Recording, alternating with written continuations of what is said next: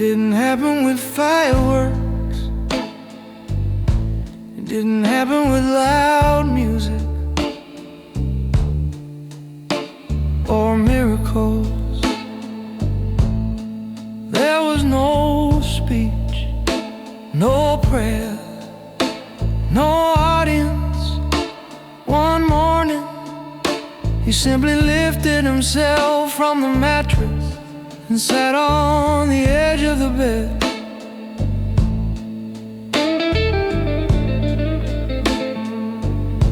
He didn't know what to do next.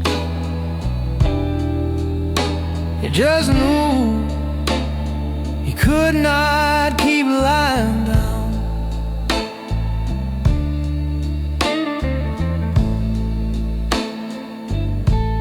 He stood up without a witness, not to prove anything, not to impress anyone,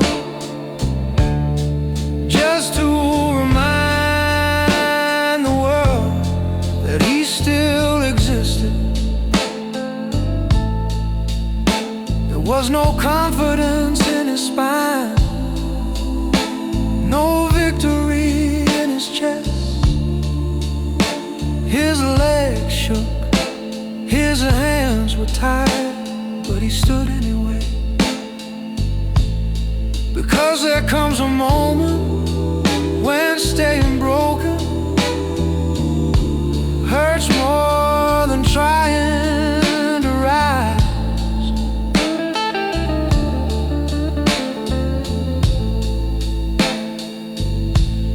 He looked around the room, the clothes he never folded, the cup he never washed, the silence that became a roommate.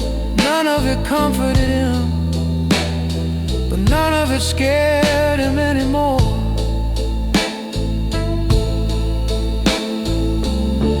Men do not heal in grand gesture, they heal in quiet decision. He didn't make promises, he didn't set goals, he didn't swear to become stronger. He just took a step, one step, then another. Not toward hope, not toward revenge, but toward living. The world would never know the exact morning it happened. The phone didn't buzz, the sun didn't change, but something inside him whispered, we move. Remember this, the first victory is not loud. It is not heroic, it is not cinematic. It is the moment a broken man rises alone, with no witnesses, no audience, and no applause. Just gravity and the will to defy it.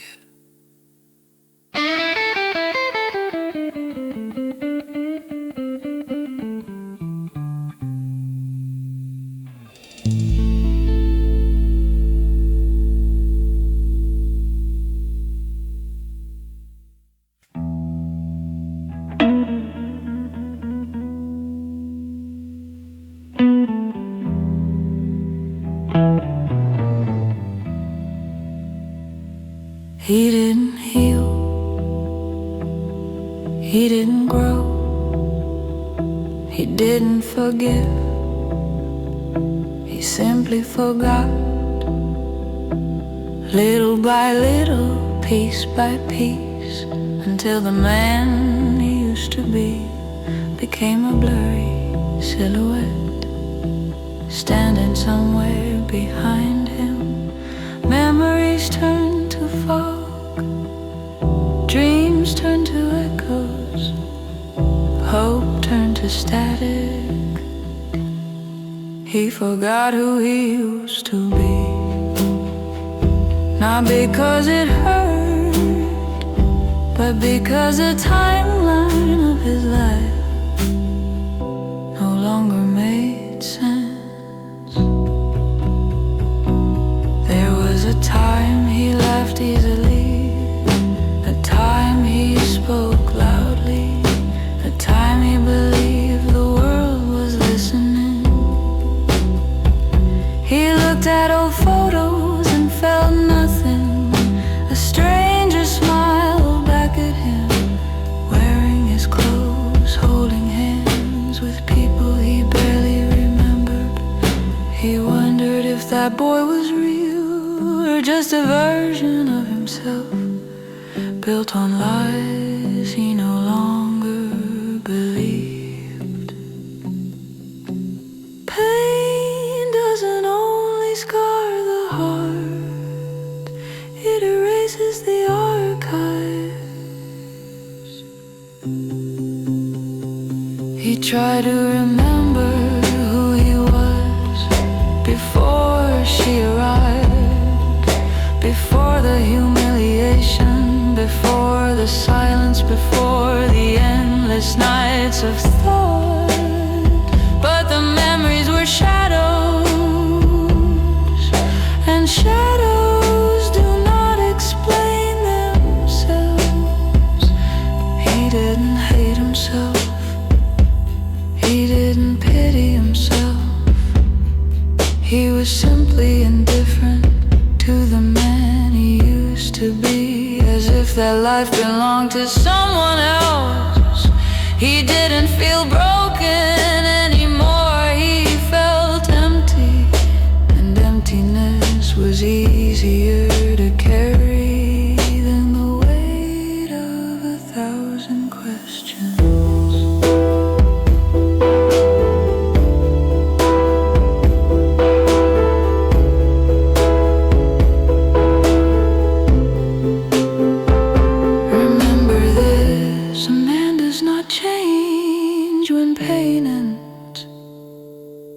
He changes when pain becomes normal,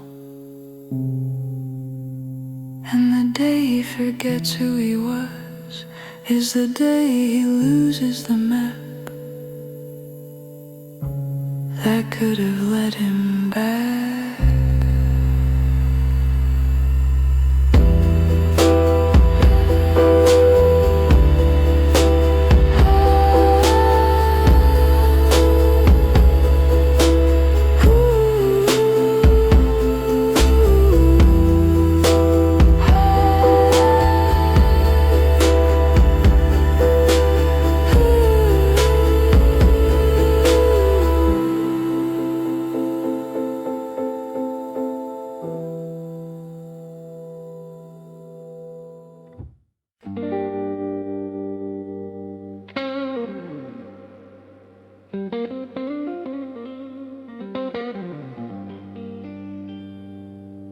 He noticed it in the smallest moment. She no longer tried. No effort, no patience, no softness. She spoke to him the way people speak to strangers they do not plan to see twice. The laugh he chased, gone. The touch he worshipped withheld. She didn't explain anything. Women only explain when they still plan to return. He didn't lose her. She simply stopped pretending. That is the moment men bleed. Not when she leaves, but when the mask comes off. He asked if she was okay. She said she was tired. He asked if something was wrong. She said he was overthinking. She didn't comfort him, she dismissed him. There is no cruelty sharper than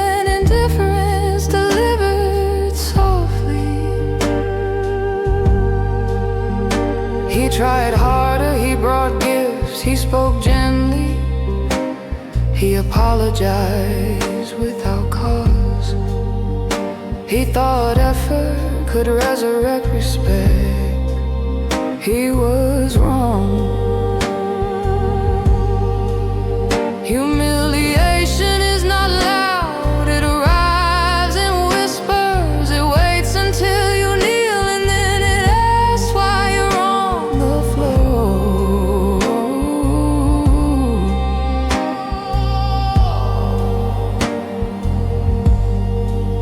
She didn't attack him, she didn't scream, she didn't curse his name. She simply lived her life as if he had never been part of it.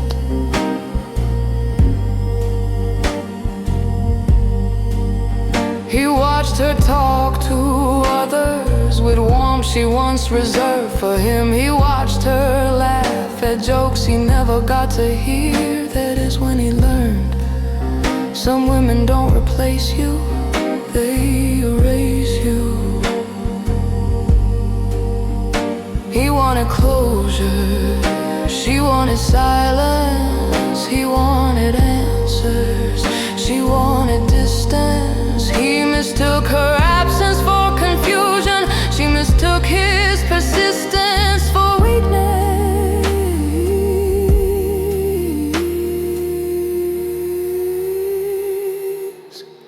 Remember this, a woman does not kill love, she simply stops feeding it. And the starving man will blame fate, not the foolish hunger that made him kneel before her in the first place.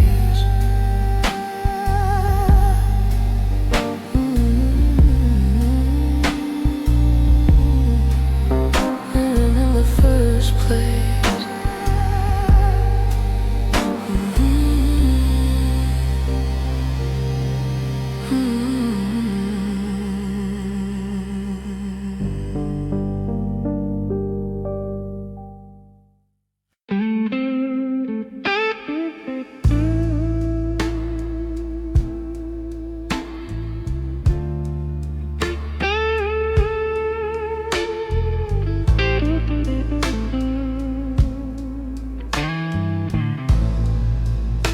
There was a time he said yes to everything.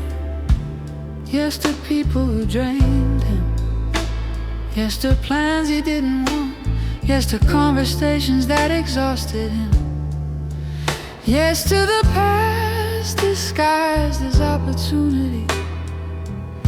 He thought acceptance meant belonging. He learned it meant surrender. He turned down everything that threatened his peace, not to prove he was strong, but to protect the quiet that kept him alive.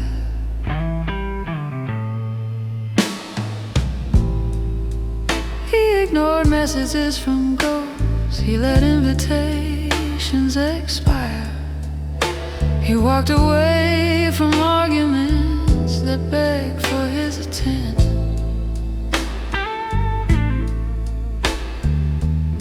He didn't fight for space in anyone's world. He built his own.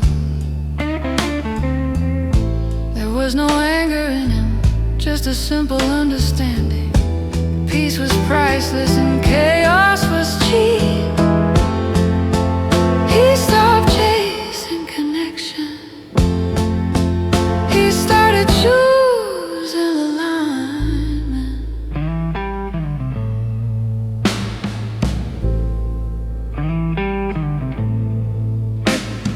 A friend called just to talk about himself. He didn't answer. A woman came back with nostalgia. He didn't respond. A job offered more money and less life. He didn't even think about it. He learned that closing doors is not bitterness, it is protection. It is discipline, it is growth. And in the silence of every refusal, he heard the truth. I will never abandon myself again. Remember this: strength is not the ability to fight the world. It is the ability to walk away from anything that steals the stillness you bled to earn.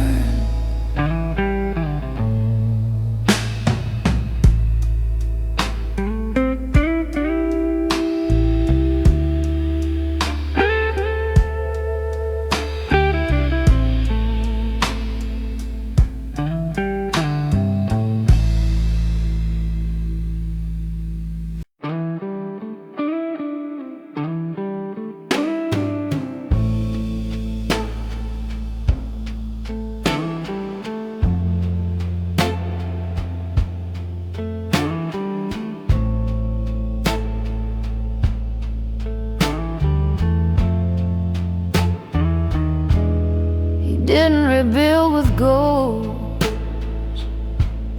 he rebuilt with choices.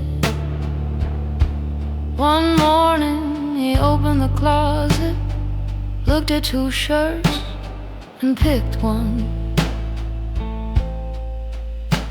No reason, no hesitation, no spiral of thought, just a decision.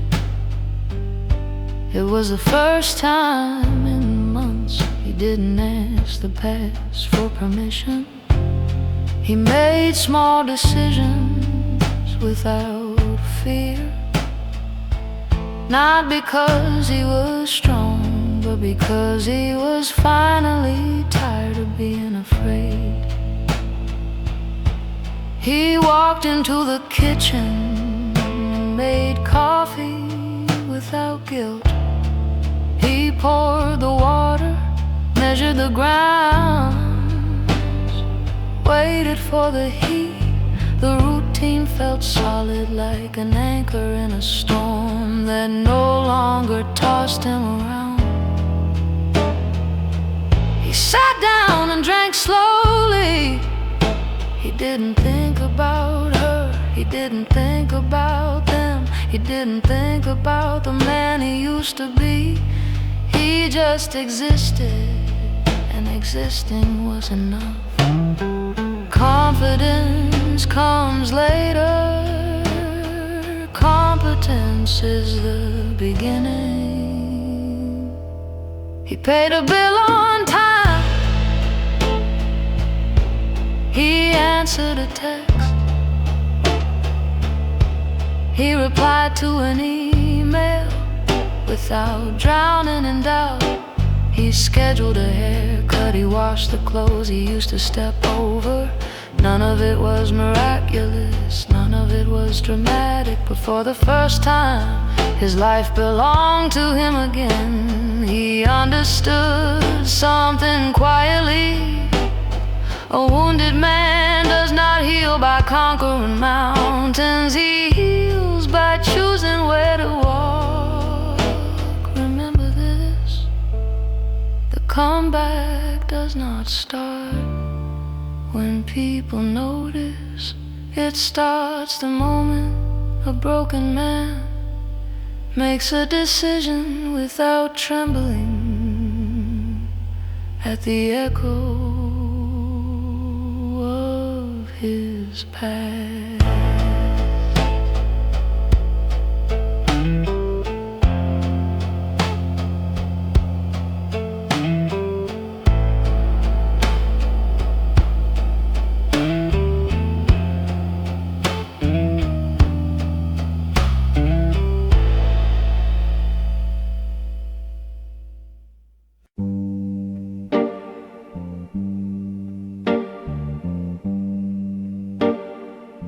He thought power was a staircase you climb, you ride, you collect the view from the top. But power is a trapdoor, It opens beneath you, not above you. And the ones who smile the most are the ones who pull the liver. He chased wealth like a solution, money as medicine, respect as proof. He forgot that admiration is just envy rehearsing its strike. He thought the crown was made of gold. He didn't know it was built from the bones of men who tried before him. Every throne is rented, and the rent is always paid in silence. They told him the world was his if he worked harder, if he spoke louder, if he played the game with sharper teeth. But they never said that the game bites back. It bites the confident first, and it bites the greedy last. He saw the rooms he once dreamed of, soft velvet chairs, heavy glass doors, the sound of laughter that never reached the eyes. He thought he was chosen, he thought he was special. In truth, he was only fresh meat. Power does not seduce the humble, it seduces the hungry. The man who believes he deserves more than what he has earned is already a servant to someone he has not met yet. They handed him promises, contracts with invisible ink, opportunities wrapped in compliments. Be careful with praise, it is the easiest way to blind a man who has never been seen. He smiled when they clapped, he thought applause meant belonging. But applause is just a warning, the wolves have noticed you. Remember this, the throne is never the trap. The throne is bait, and every king you admire was once a boy who did not understand the price.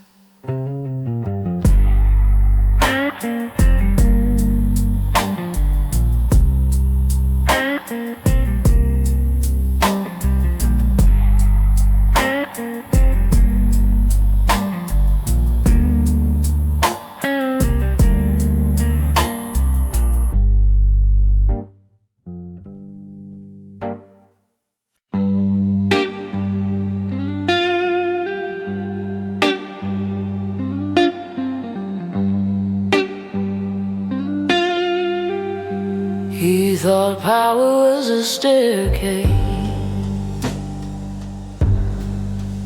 You climb, you rise, you collect the view from the top. But power is a trapdoor, it opens beneath you, not above you. And the ones who smile the most are the ones who pull the lever. He chased wealth like a solution, money is medicine, respect is proof. He forgot that admiration is just envy, rehearsing his strike. He thought the crown was made of gold. He didn't know it was built from the bones of men who tried before him. Every throne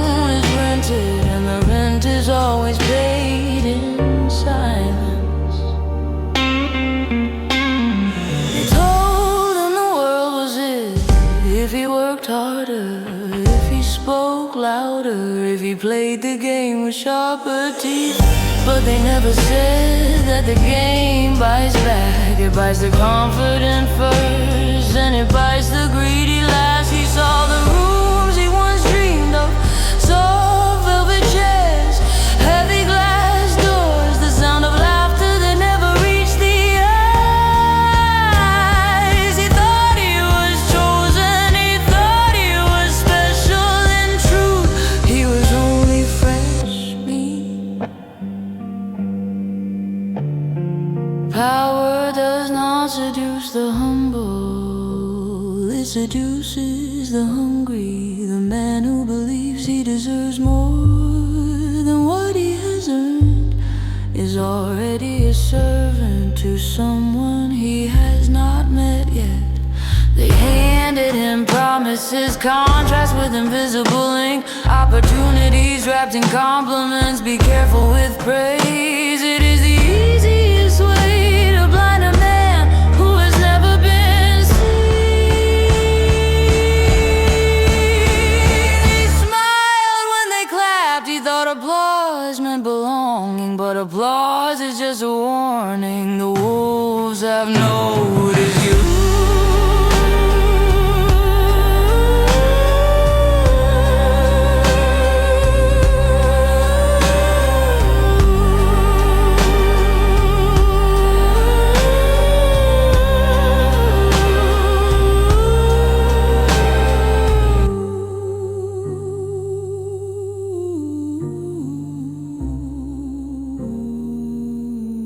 Remember this, the throne is never the trap. The throne is bait, and every king you admire was once a boy who did not understand the price.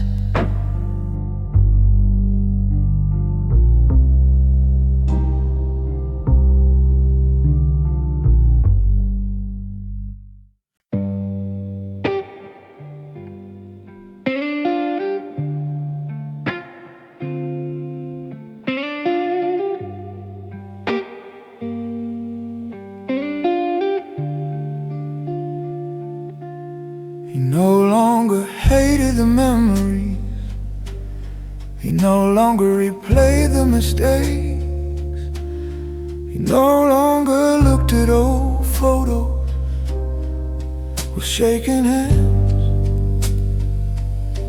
One evening he scrolled through his past and felt nothing but gratitude for the man who kept breathing through every collapse. Pain was loud once, now it was distant. The past lost its power over him,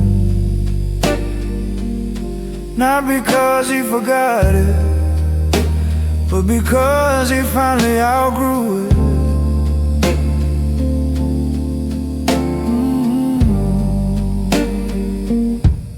He didn't rewrite the story, he didn't erase the scars.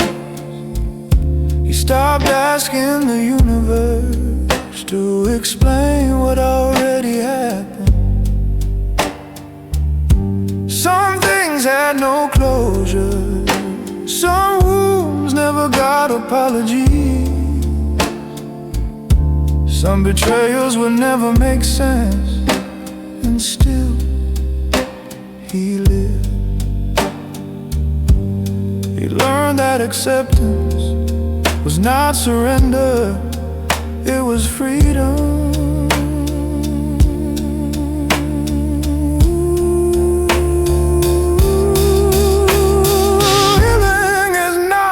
When the past disappears, healing is when it stops dragging you backward.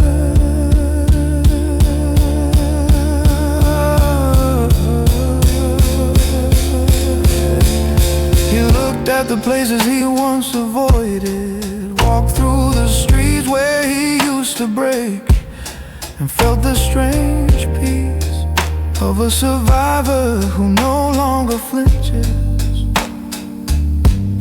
He didn't need revenge, he didn't need validation, he didn't need justice.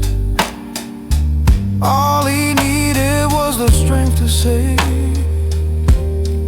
I am not the man you hurt anymore.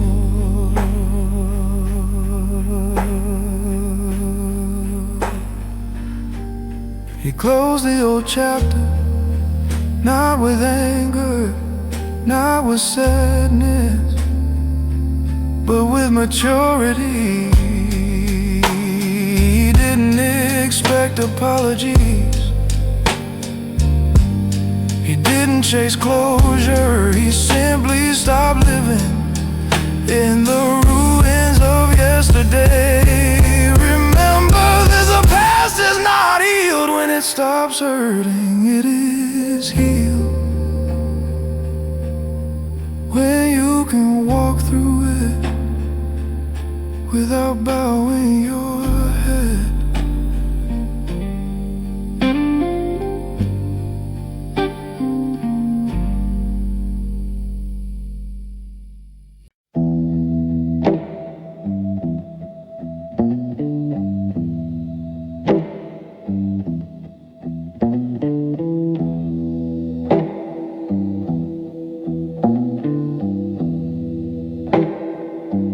One night he stopped pretending.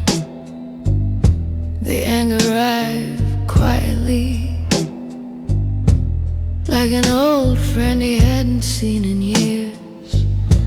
Not loud, not violent, just present. He didn't crave revenge, he craved understanding. When he couldn't find it, he blamed the only face he still recognized. He stared in the mirror and wished the reflection belonged to someone stronger, someone colder, someone who never believed her smile. He didn't hate her, he hated the version of himself, the thought she meant forever. The mirror took the blame, and men destroy what they cannot forgive. He punched conversations in his memory, rewriting every moment.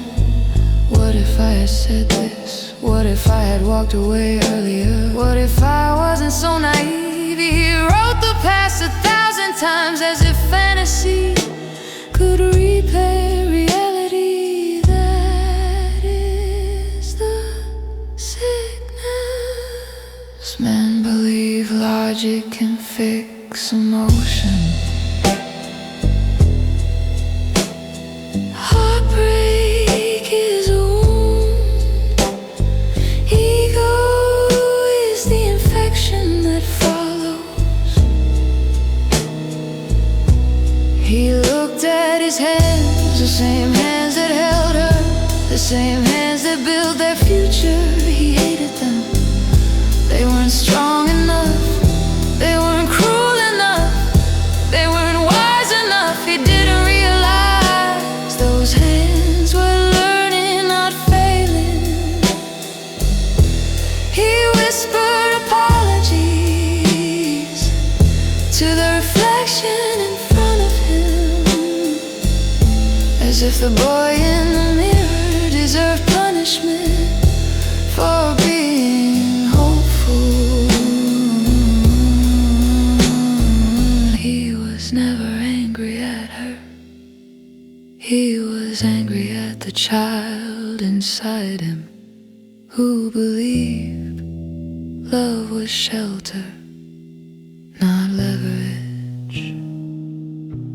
Remember this, only a man can damage himself completely.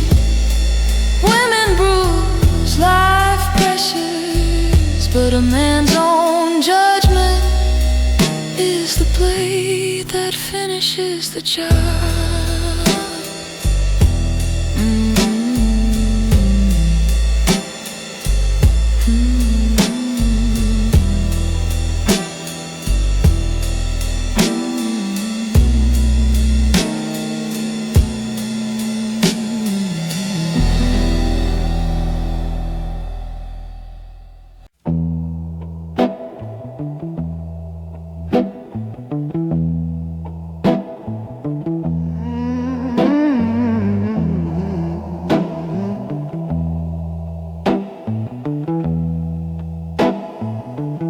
They never show you the truth first,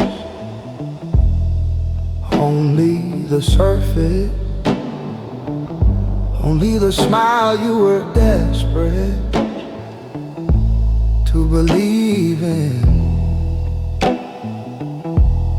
He thought her eyes were windows, but they were curtains covering a room filled with intention he would never see.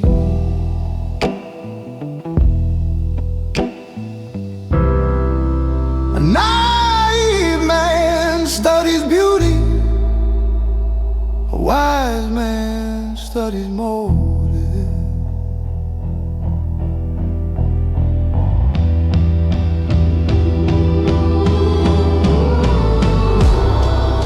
He chased the face she wore in public, not the person who lived behind it. A fantasy's always right, dressed like love.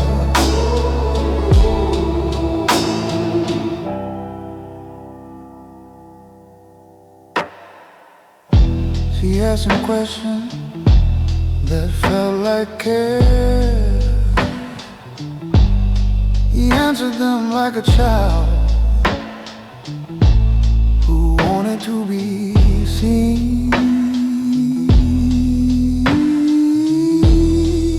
She wasn't listening to his words, she was mapping his weaknesses like a hunter tracing the size of its prey.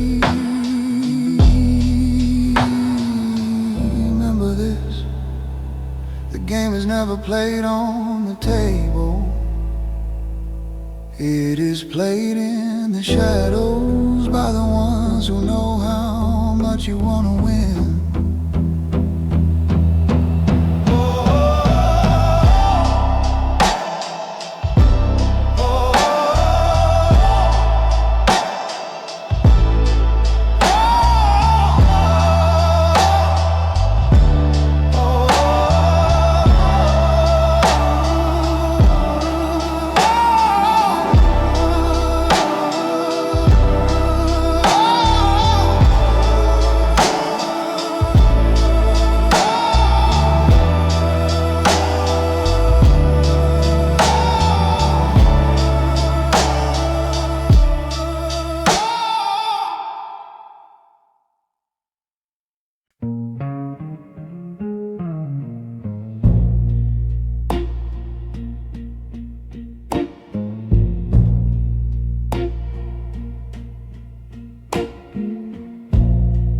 There was a time he argued with his mind, a time he negotiated with memories, try to fix the past, try to understand why it all fell apart. That time was gone, now the thought spoke without him. They whispered, they repeated, they collided, and he let them. He didn't answer anymore.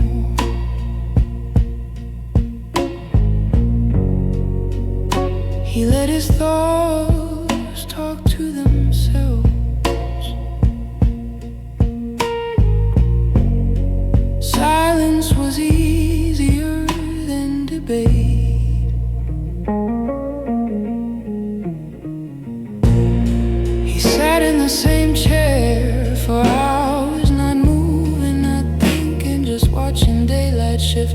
against the walls.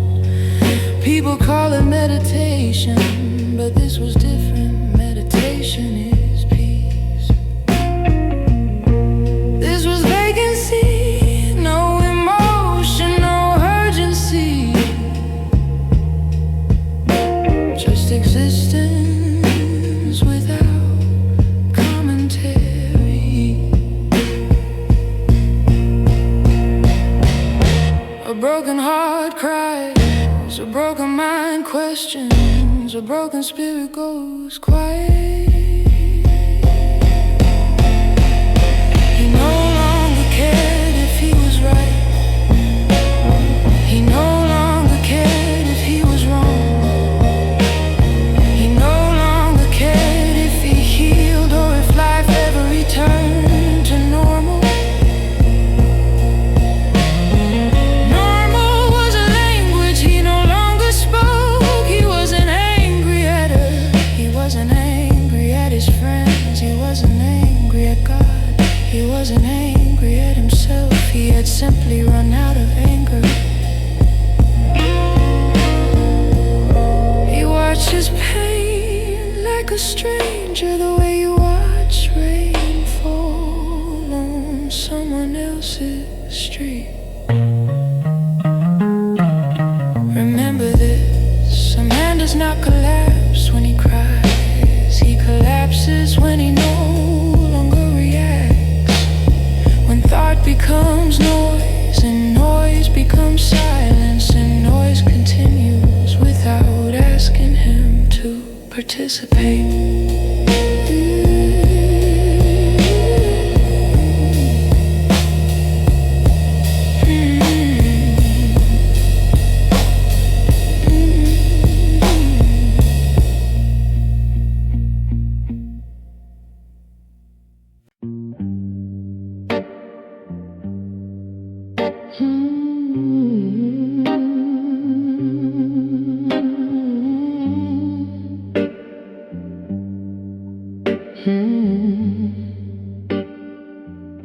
She didn't need to seduce him. She didn't need the dread of the performance. She used softness like a weapon, the way silk has the blade beneath it. He had never been spoken to gently, so when she touched him with patience, he mistook comfort for destiny. He thought gentleness was purity. He never learned that predators come quiet.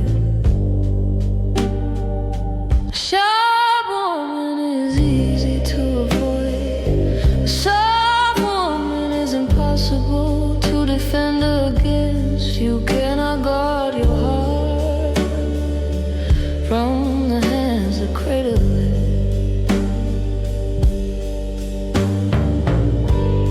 He listened like she cared, not because she wanted to build with him, but because she wanted to know where to aim. Every secret he told her was a bullet she loaded slowly. He gave her his fears like offerings to a god. She accepted them not because she worshipped him, because weapons need ammunition. Men fall for storms, but they drown in calm waters. The ocean is most deadly when the waves are silent.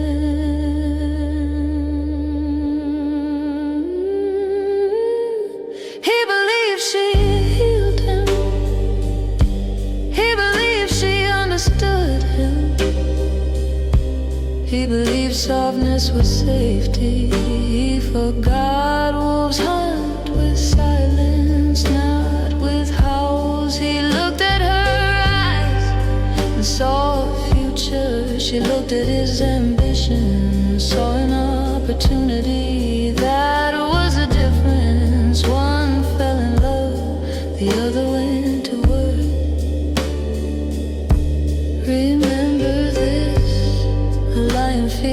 applause but dies from a kiss. It is not the roar that destroys men. It is a whisper that says, you can rest now.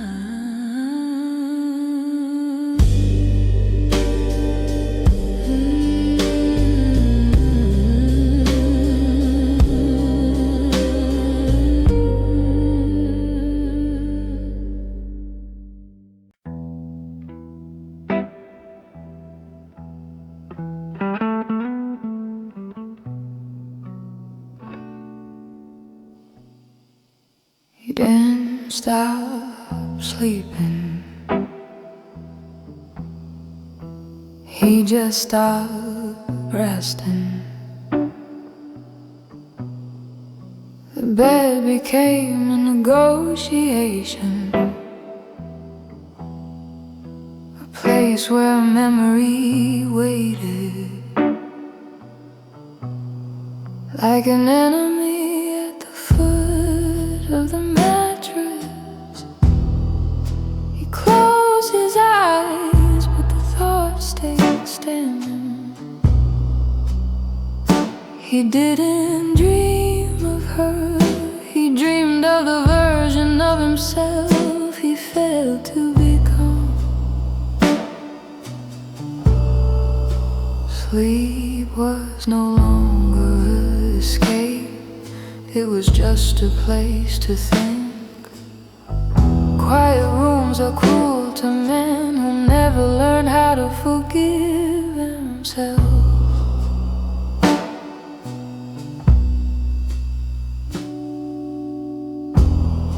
He replayed conversations in perfect detail, the words she said, the tone she used, the moments he should have walked away. Every night became a courtroom, and he was both judge and defendant. He never won the case, he blamed the past, the timing, the mistakes, the universe. But deep down he blamed one person, the man in the bed. Pain does not scream at night, it whispers, it sits on your chest. That's why you're still breathing and waits for an answer you do not have.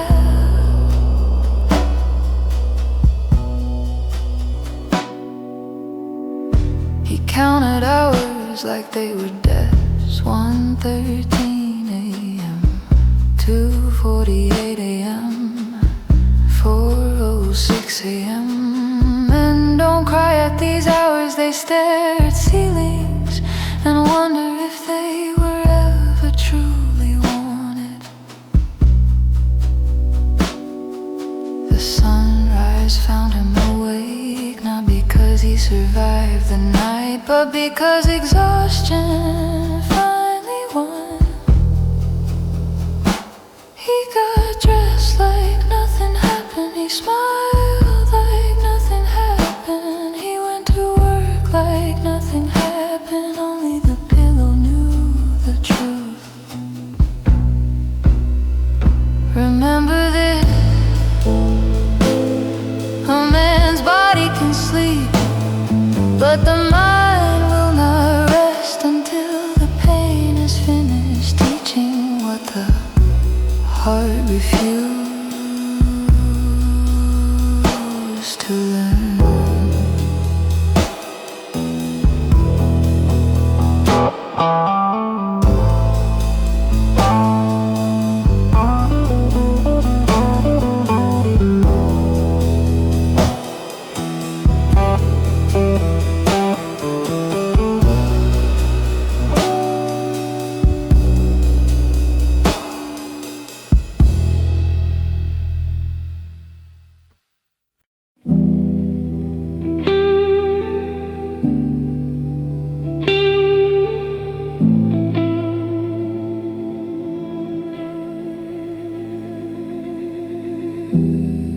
First they asked how he was, they checked in,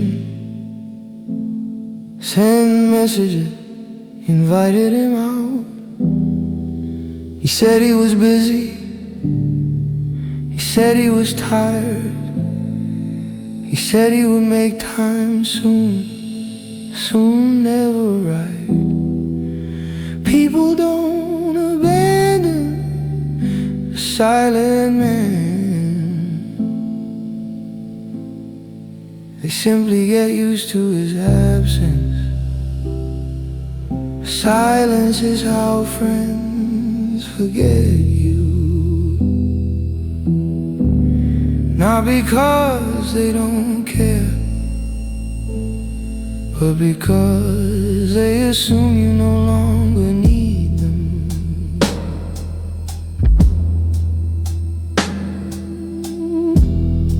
They made plans without him,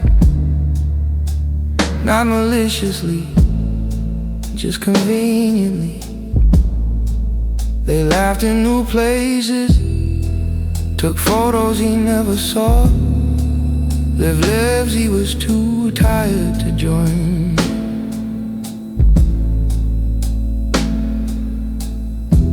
He wasn't angry, he didn't blame them, he understood. Joy prefers company, pain prefers solitude. He became the ghost at every table, the name mentioned once, then discarded like a rumor. Friendship survives distance, it doesn't survive silence.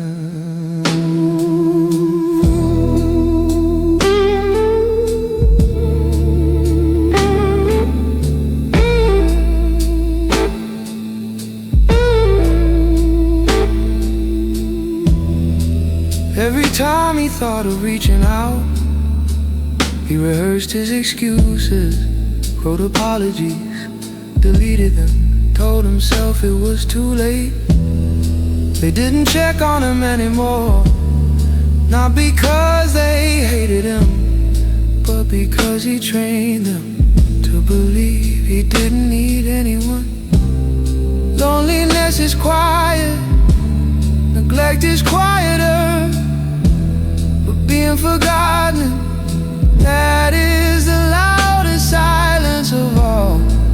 He scrolled through their stories, saw them smiling, saw them living, saw them breathing in a world that moved on without him.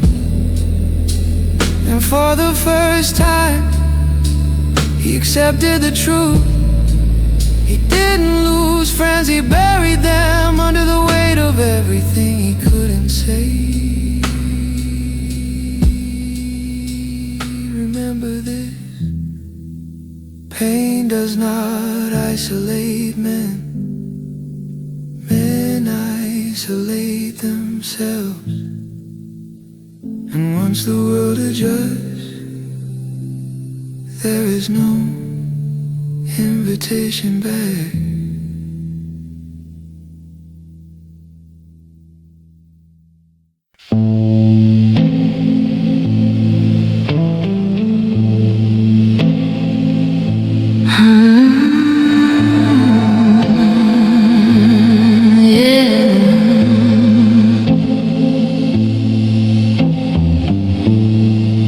He didn't understand the difference. A woman who opens her arms is not always a woman who opens her life.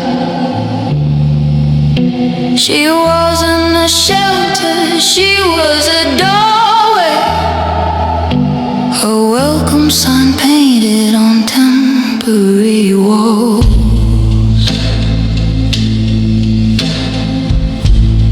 He mistook comfort for commitment. took warmth as a promise. Men do not fall for beauty, men fall for the fantasy of belonging. She let him in only as far as she needed. He unpacked his trust as if she planned to stay. She watched him settle the way landlords watch tenants, never forgetting the eviction date. Remember this.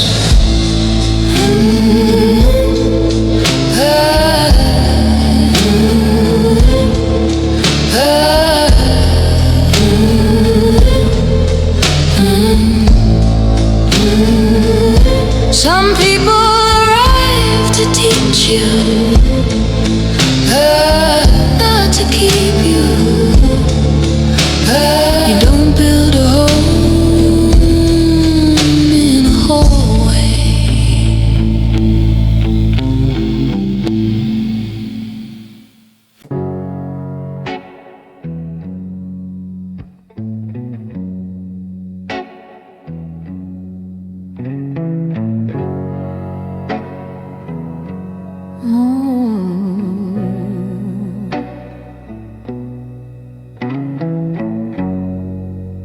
She didn't fear losing him.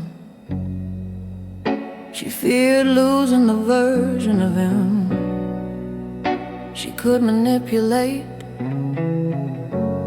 The boy who needed reassurance, the man who questioned his own worth, the dreamer who asked permission to dream. Every time he talked about the future, her smile tightened. She said she was protecting him, but protection is just control in a softer dress. She didn't love him, she loved him small, because small men stay close, small men beg for attention. Small men never outgrow the hand that feeds them.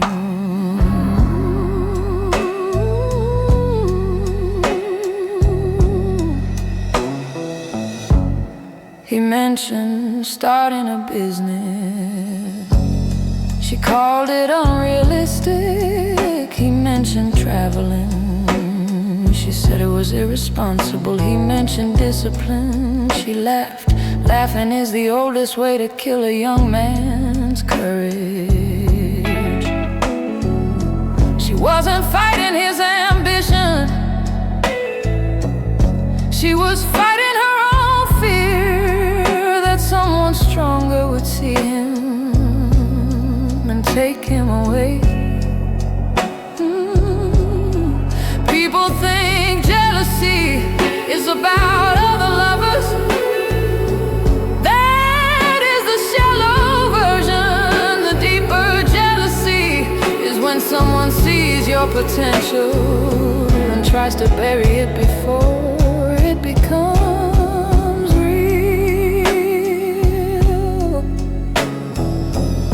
He stopped sharing his ideas. He stopped trying new things. He dimmed his light so her eyes would stay soft. He thought this was compromise. She thought this was victory. The world never saw his greatness, not because he wasn't capable, but because he trusted someone who only wanted him half finished. Remember this, a woman who loves you will push you forward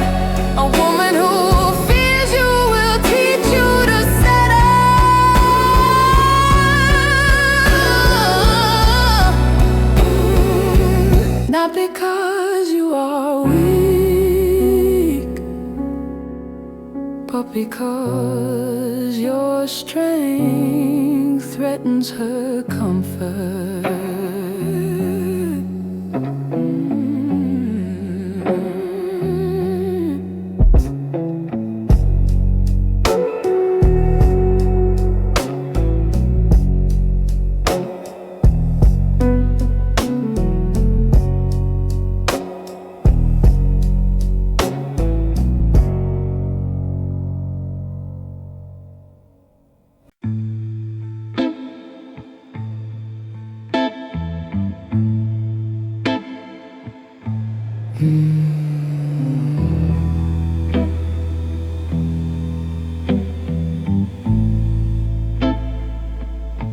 He thought she was the answer,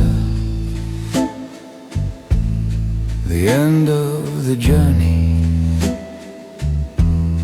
the woman he would build a future around. But she never planned to stay. She was passing through, collecting the warmth she needed before her next destination. It was a shelter she borrowed, not a home she chose. He was a season, not the story, a chapter she underlined but never reread. When she left, there was no ceremony, no final argument, no grand betrayal. She simply vanished from the role he had cast her in. That is how temporary people exit, not with noise, but with indifference. He looked for signs, there were none. He searched for closure, there was none. He waited for her to explain, but explanations are gifts, and he was not worth the wrapping.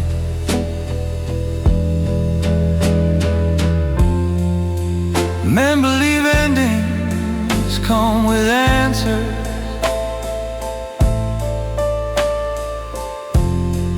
but some endings arrive as silence.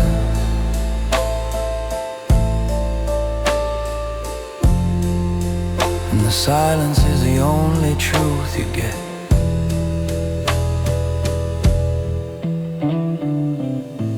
He told himself it was timing. He told himself it was circumstance. He told himself it was fate. Anything was easier than admitting he was a resting place, not a destination. She didn't hate him, she didn't despise him, she simply never saw him as the man he imagined himself to be. And once she was healed, she had no reason to remain.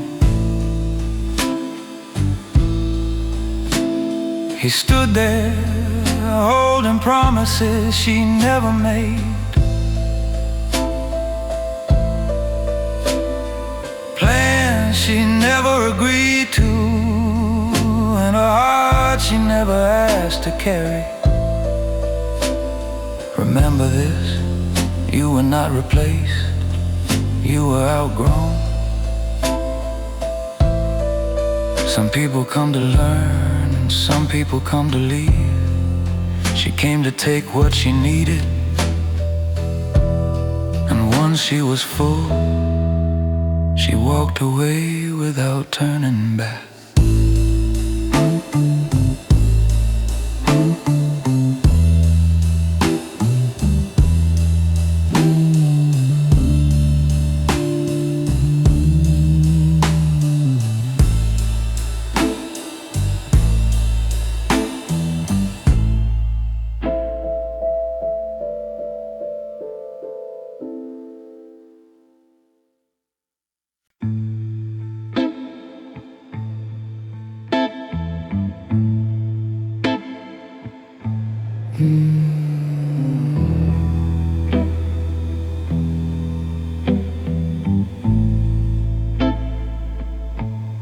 thought she was the answer, the end of the journey, the woman he would build a future around. But she never planned to stay. She was passing through, collecting the warmth she needed before her next destination. It was a shelter she borrowed, not a home she chose. He was a season, not the story, a chapter she underlined but never reread. When she left, there was no ceremony, no final argument, no grand betrayal. She simply vanished from the role he had cast her in. That is how temporary people exit, not with noise, but with indifference. He looked for signs, there were none. He searched for closure, there was none. He waited for her to explain, but explanations are gifts, and he was not worth the wrapping.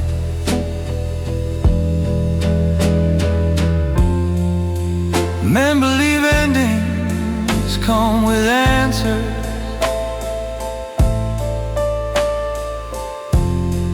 But some endings arrive as silence.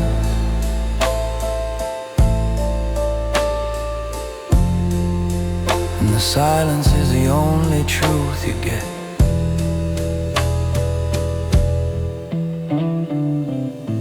He told himself it was timing. He told himself it was circumstance. He told himself it was fate. Anything was easier than admitting he was a resting place, not a destination. She didn't hate him, she didn't despise him. She simply never saw him as the man he imagined himself to be. And once she was healed, she had no reason to remain. He stood there, holding promises she never made, plans she never agreed to, and a heart she never asked to carry. Remember this, you were not replaced, you were outgrown. Some people come to learn, some people come to leave. She came to take what she needed, and once she was full, she walked away without turning back.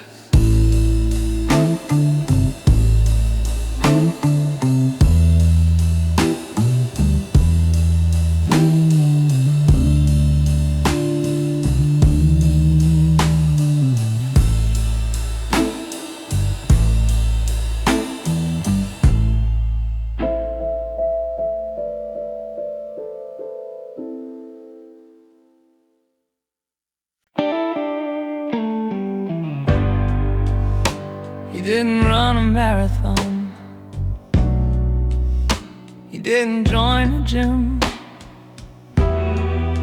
he didn't write affirmations on the mirror. He just made breakfast, 2 eggs, a cup of water, a piece of bread. It didn't taste like victory, it tasted like oxygen.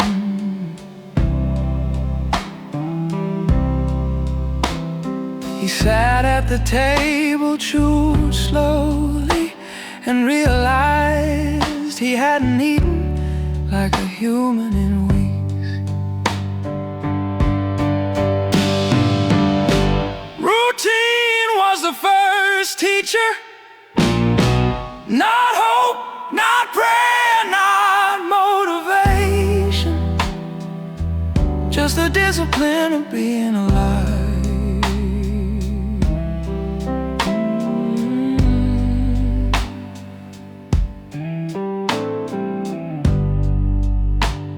He showered, not because he cared about appearance, but because the skin he carried through war deserved to be washed.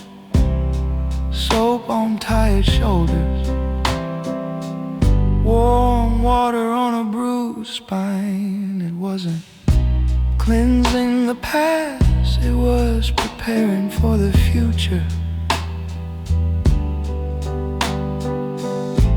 He took a walk, no destination, no headphone, just footsteps, gravity, a quiet reminder that the earth still held him up.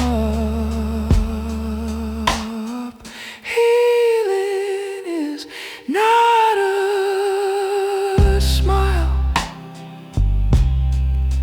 it is a schedule. He cleaned his teeth, cut his nails, changed his sheets, opened the blinds. None of it fixed the heart, but all of it reminded the body that it belonged to someone trying. He didn't chase productivity, chase consistency. Small rituals, small breath, small victories, the kind nobody sees, the kind nobody praises, the kind that keep men alive. He poured another glass of water and realized something. He was no longer fighting the pain, he was training around it. Remember this, strength does not return in a roar, it returns in routines, in habits, in the quiet decision to treat yourself like a life worth maintaining.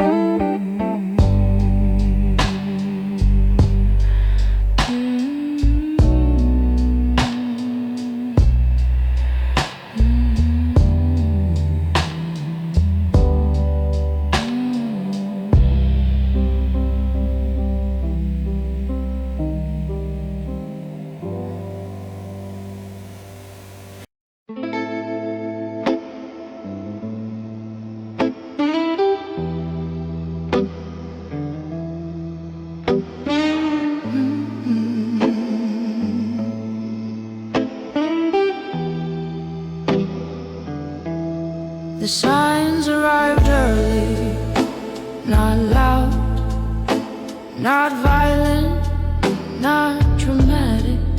They came in whispers, a sudden silence, a delayed reply, affection traded for distraction. He called it stress, he called it her mood. A boy will name his own executioner before he admits he chose the wrong queen. Red flags never shout, they wear perfume. They smile softly, they sit close enough to kiss and far enough to run.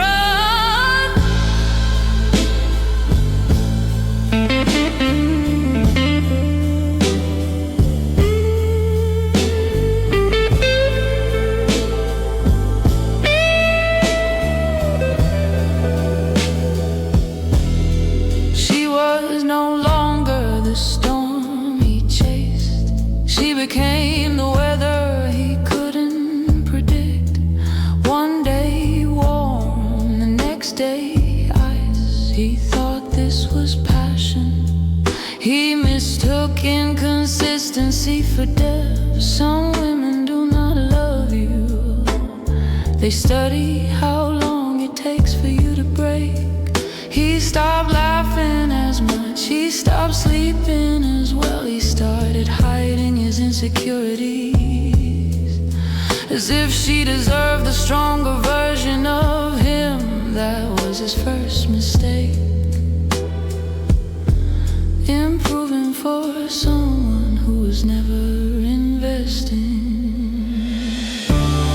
You don't see the fall when you're climbing. You don't taste poison when you're thirsty.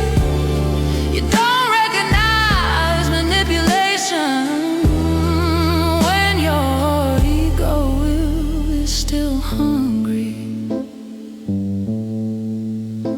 Her attention became currency.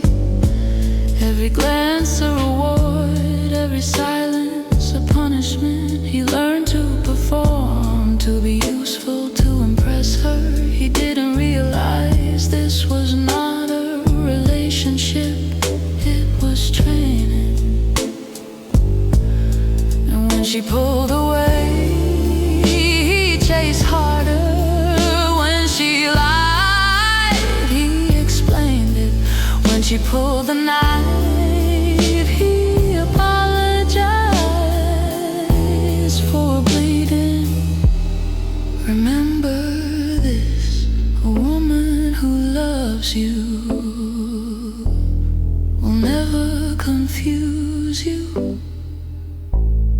A woman who plans to use you will speak in riddles and let you solve your own destruction.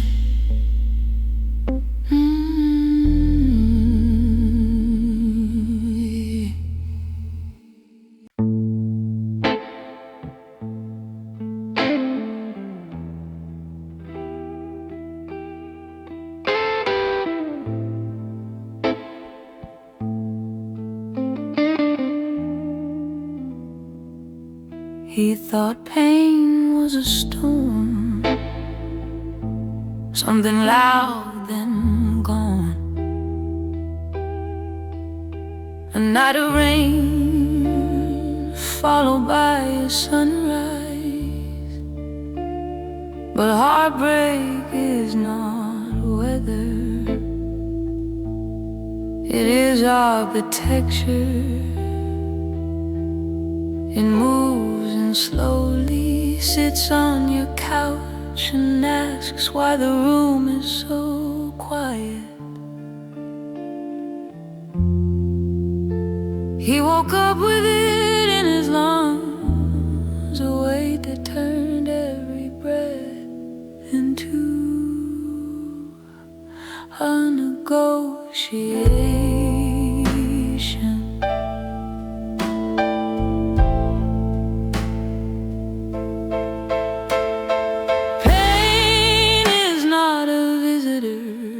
It does not knock, it does not ask. It lives with you and waits for you to break the silence first. He went to work, no one noticed. He answered messages, no one asked if he was okay. He laughed at the right moment, but nothing reached his eyes.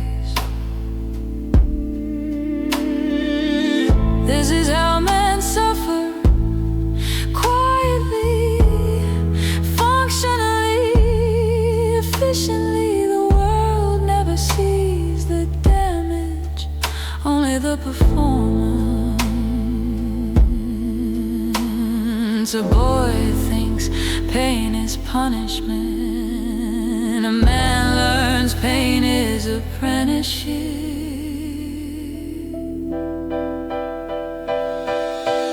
He stopped checking her profile, not because he, but because every glimpse of her felt like salt poured into his skin.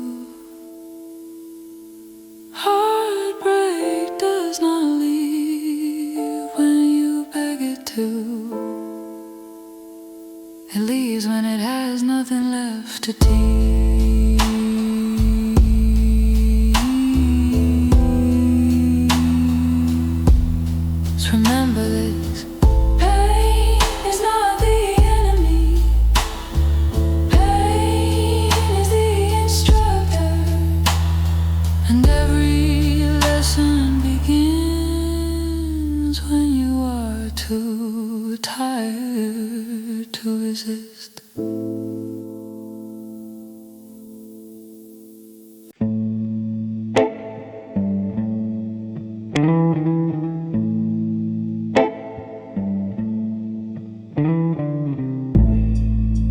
He didn't want to heal anymore. Healing required patience, discipline, self-respect. Pain asked for nothing. Pain welcomed him, took him in like an old friend who never judged his failures. He went where it hurt.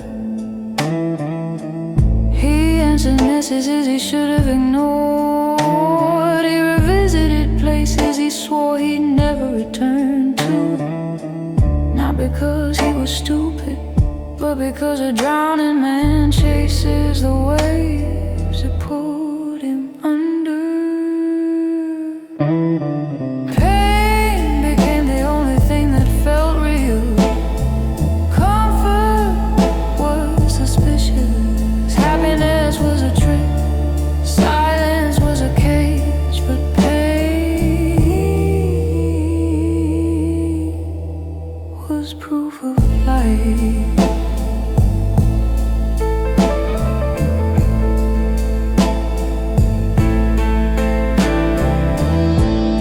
He flirted with danger. Now we're women, but with outcomes.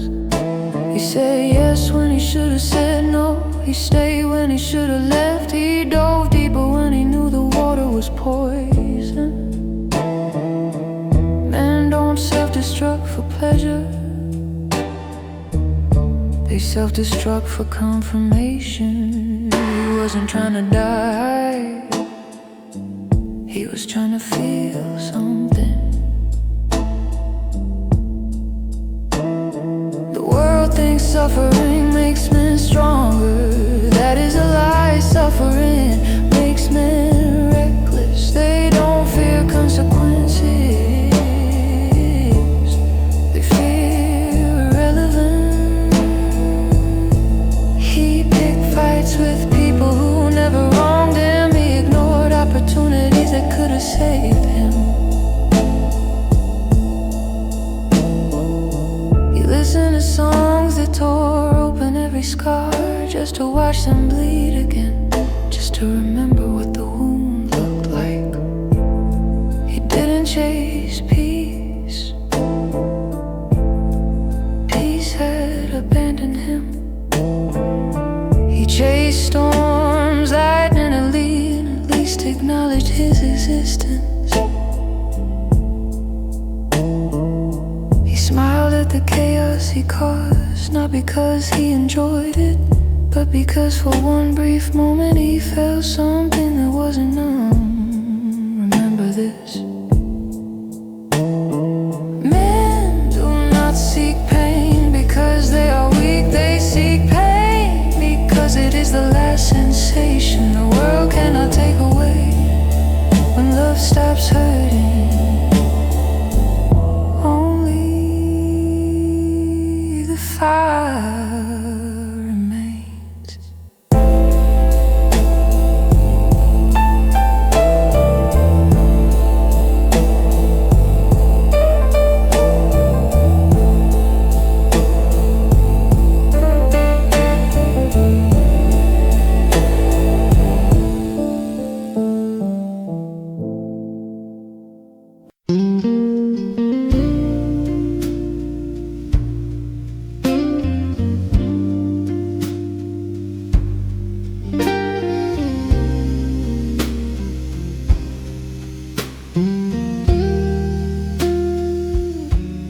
He used to fear silence.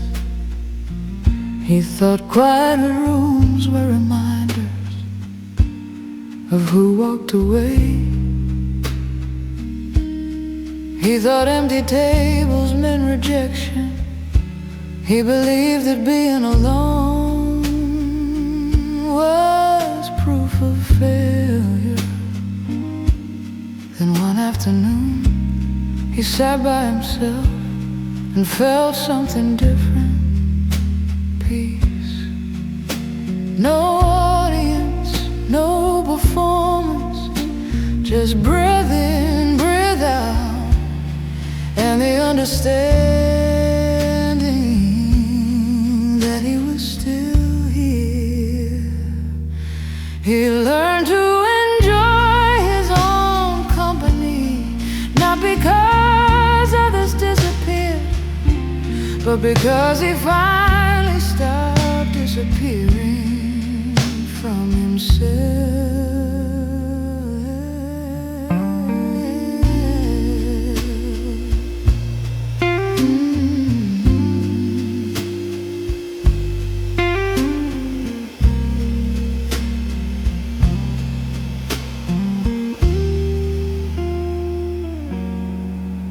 He ordered coffee for one. He walked through the park with no destination, no headphones, no reason to hurry. For the first time in years,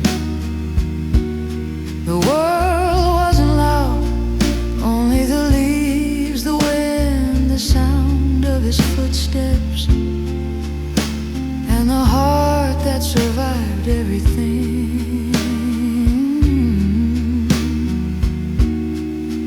He wasn't waiting for messages, he wasn't checking who cared, he wasn't angry at the silence, he was becoming the silence. Isolation is loneliness, solitude is sovereignty.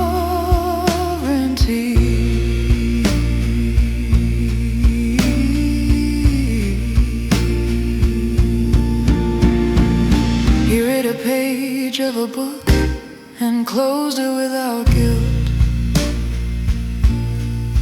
He cooked dinner slowly without shaking hands. He sat by the window at night and didn't think of who he used to be. He didn't need a witness, he didn't need applause, he didn't need to be understood, he only needed to exist without fear. And in that stillness, he realized the truth. He wasn't rebuilding his life, he was reclaiming himself. Remember this, a broken man escapes the world, a healed man returns to himself.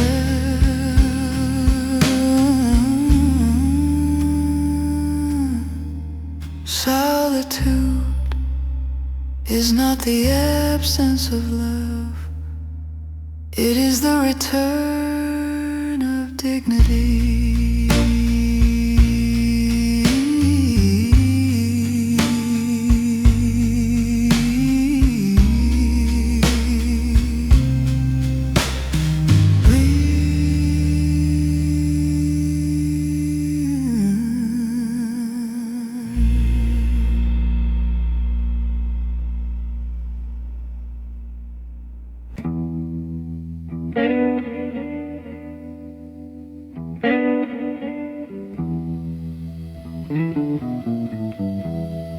They were born on opposite sides of the fire. He carried hunger like a birthmark. She carried chaos like a crown. They didn't speak the same language, but lost is fluent in every culture. He looked at her like a challenge. She looked at him like a distraction. Neither of them saw the wreckage waiting at the end of the hallway. Some people are not meant to meet, but storms never ask for permission. They were not made for each other, just made to collide. Two worlds that burn on contact, but glow beautifully while they destroy themselves. She had seen men before him, men who begged, men who chased, men who tried to tame her, but he didn't beg, he didn't chase, and that made her curious. Curiosity is a dangerous doorway. He thought she was fire, she thought he was gasoline. Together they made a spectacle, the kind that draws crowds, but leaves nothing standing. He didn't need her forever, he only needed her to notice him. She didn't need his soul, she only needed his weakness. That is why forbidden love burns hotter, but ends colder. He tried to hold her, she held the moment. He tried to keep her, she kept the leverage. He tried to understand her, she studied how to use him. The problem was never their differences, the problem was what they awakened in each other.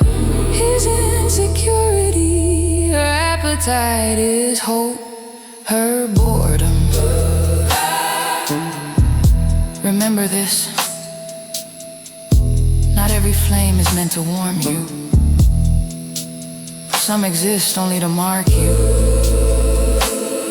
And when two worlds collide, the universe does not mourn the casualties. It simply watches and waits for the next fool.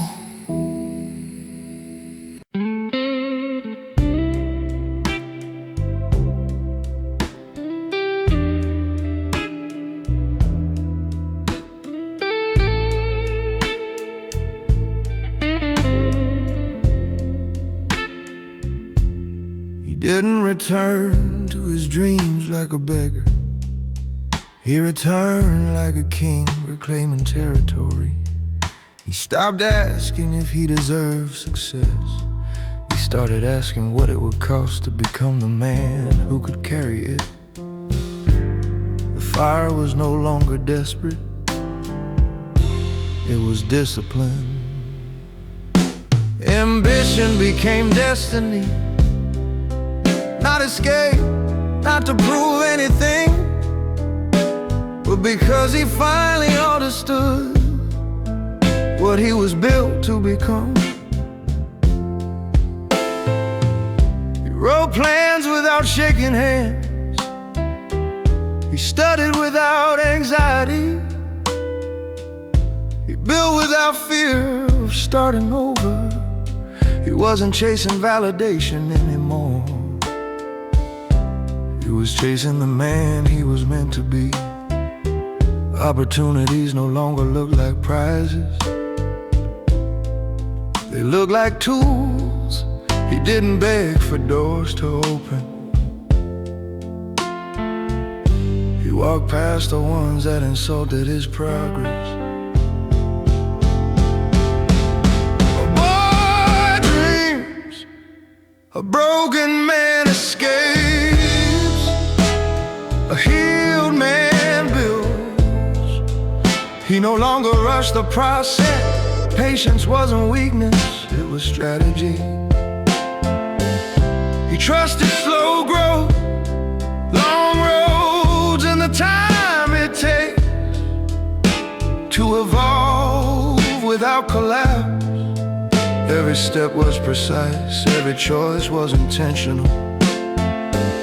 Every goal was a reflection of identity, not insecurity. He wasn't running from his pain, he was running toward his future. Calm, focused, dangerous. Remember this: success is fragile when it is fueled by fear. It becomes inevitable when a man stops chasing it and starts becoming the one who was always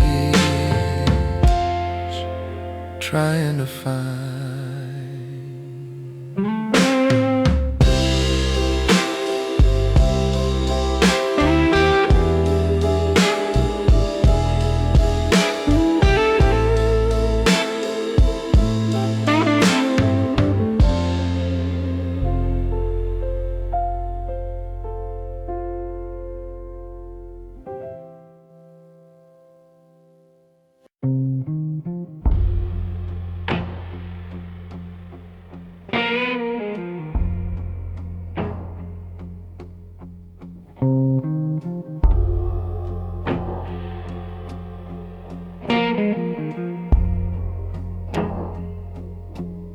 He waited for someone to understand.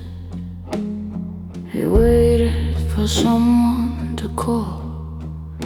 He waited for an apology, a miracle, a sign. Days turned into weeks, weeks into months. Nobody came.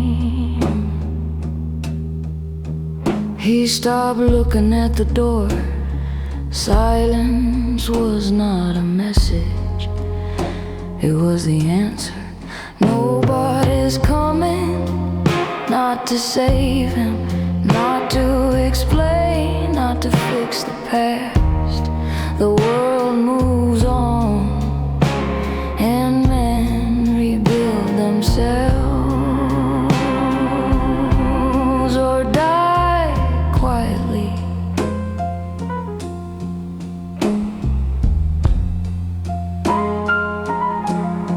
He looked at his phone, at old messages, at promises spoken in softer season, and understood people only return when there is something left to take. He stopped asking why, he stopped asking how, he stopped asking when will it change. He replaced every question with a single statement: I am alone. Not dramatic, just factual. A broken man is not a tragedy, he is a test. And life does not reward those who wait, it rewards those who stand. He realized nobody will knock on his door and remind him who he used to be. Nobody will lift the weight from his chest. Nobody will heal the wounds he hid so well. Friends moved forward, family adjusted. She forgot him, even God was silent.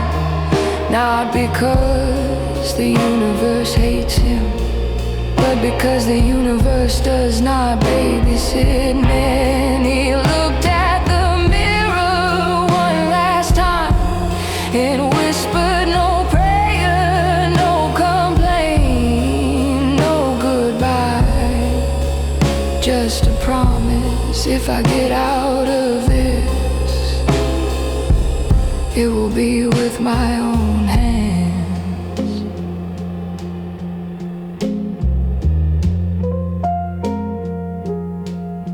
Remember this: pain teaches you to fight, silence teaches you to endure, But it is the moment you accept that nobody is coming, that you finally become a man.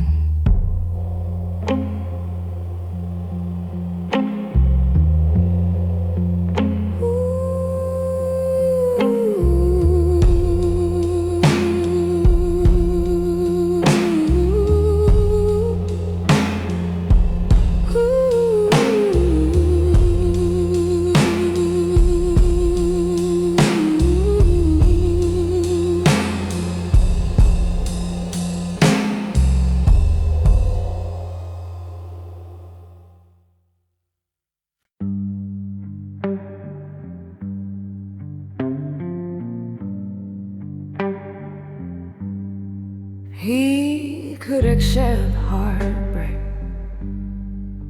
He could accept betrayal.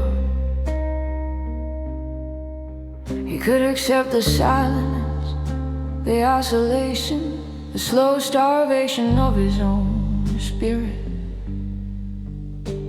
What he couldn't accept was the randomness of it all.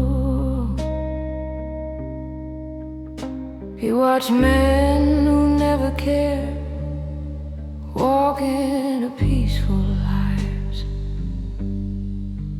He watched liars find love, cowards find comfort, and the undeserving find shelter. He looked at himself and whispered, "Why me?" Pain answers with absence. The world does not explain, it simply watches. It simply continues. He tried to trace his mistakes. He replayed every moment, every word, every gesture. He thought if he could understand the origin, he could rewrite the ending. But the universe does not operate like memory. It is indifferent, cold, unimpressed by the logic of the wounded. He thought suffering made him special. He learned suffering made him human. There is no contract with fate, no promise of balance, no reward for effort, no guarantee for love. He stood in the rain, looking up at the sky as if heaven owed him an answer. But the clouds said nothing, the wind said nothing, only his heartbeat spoke, soft and tired. You hurt because you dared to live. He realized the truth. Cowards never fall from heights because they never climb. The brave bleed not because they are weak, but because they reach for something real. Remember this: the world does not punish the broken. It punishes the hopeful. And every man who asks, "Why me?" is answered with silence. Because survival itself is the only proof he still has something left to become.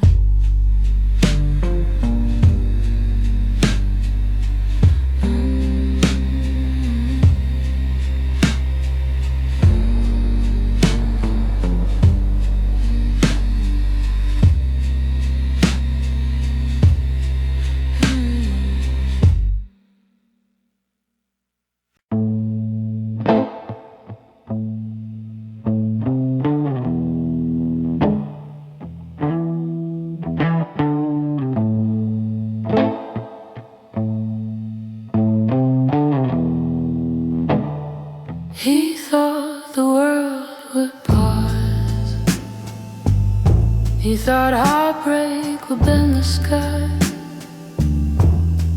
make the streets quieter, slow the earth for a moment, but nothing changed.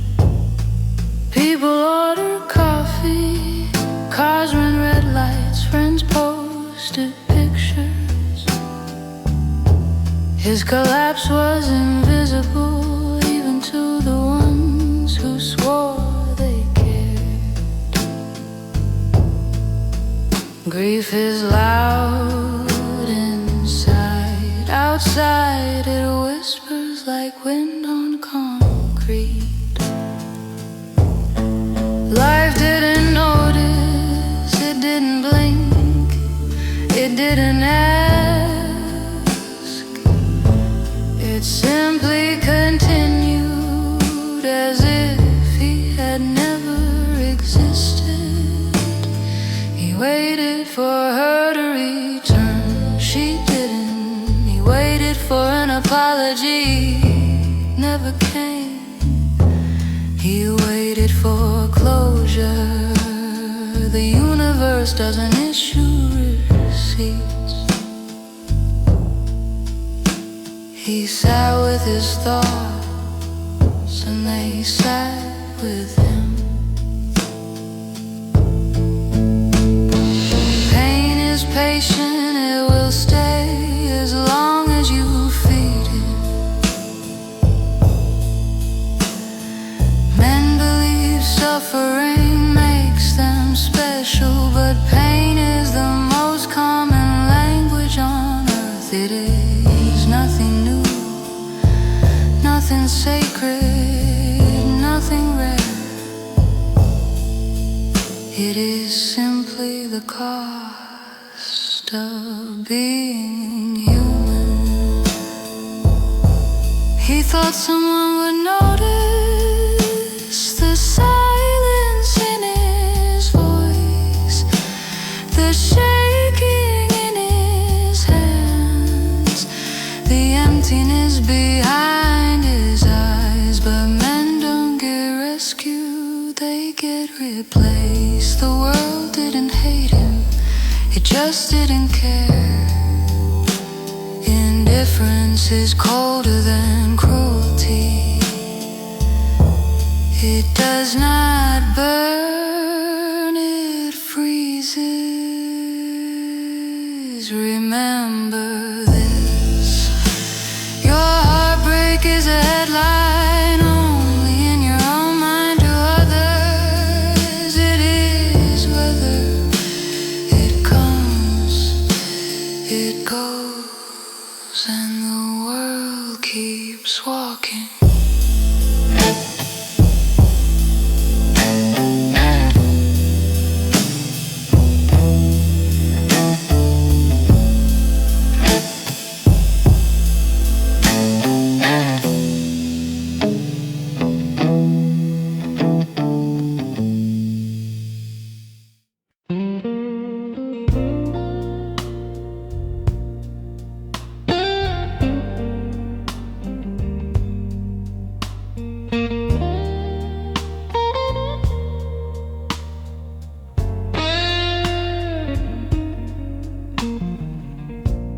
He didn't set goals to be admired.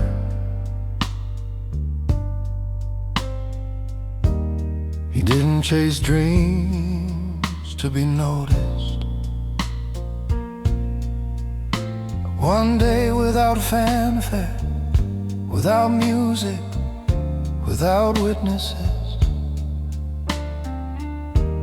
he opened the notebook he abandoned months ago. The handwriting looked like a stranger's, but the dreams were still his. He traced his finger over each word, not with fear, not with nostalgia, but with respect. His goals returned like old friends, not to rescue him, but to remind him who he was before the world demanded proof. start big, he didn't draft empires. He wrote one line: tomorrow, 1 hour of progress. That was enough. He remembered the boy who believed, the young man who fought for a future, the version of himself who didn't apologize for wanting something beyond survival. Pain buried him, purpose dug him out. Ambition is not loud. Ambition is patient.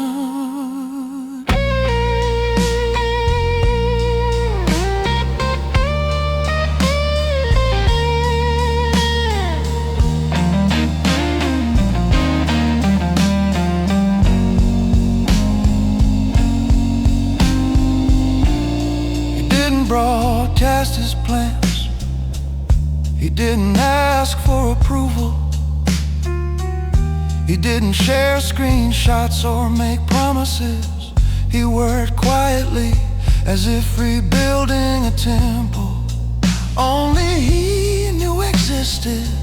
Every task he completed felt like a handshake with the man he left behind.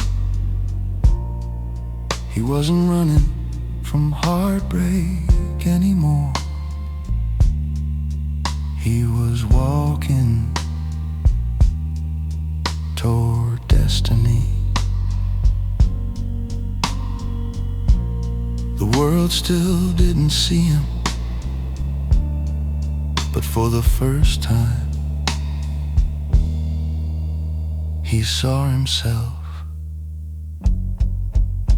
Remember this: goals are not born from comfort.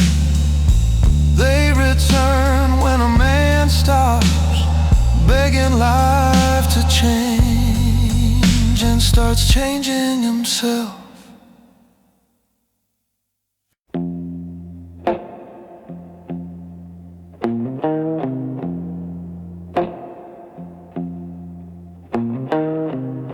His heart broke weeks ago,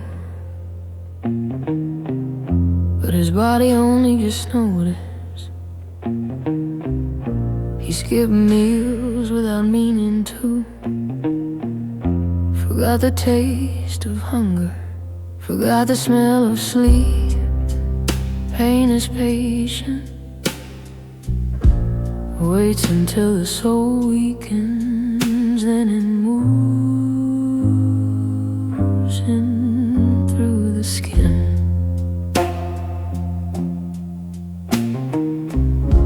His hand shook when he poured coffee, not from caffeine, but from memory. The body quits first, it surrenders quietly.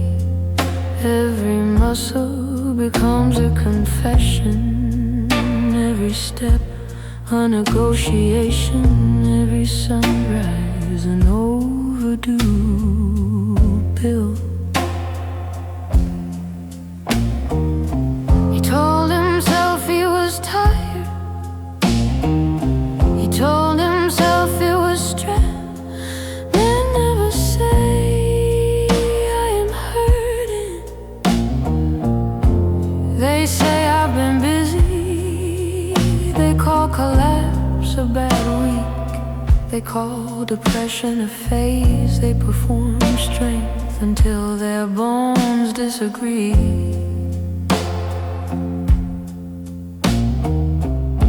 He stayed in bed longer, not because he wanted rest, but because the floor felt too far away.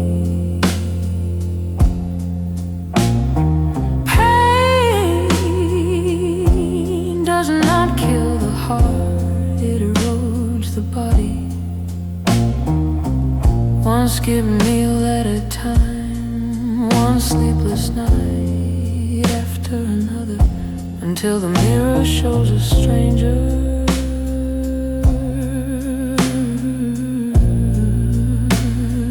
with the same name.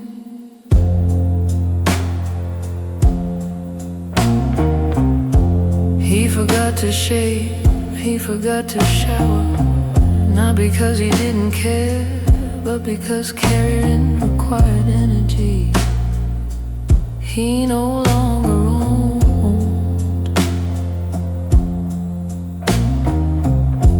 His reflection was hollow, not dramatic, just reduced like someone who survived a battle he never signed up for. He didn't call anyone, he didn't explain, he simply existed like a machine running on fumes. Remember this: the mind can lie, it can say I'm fine. The body never lies, it shuts down to protect what little is left.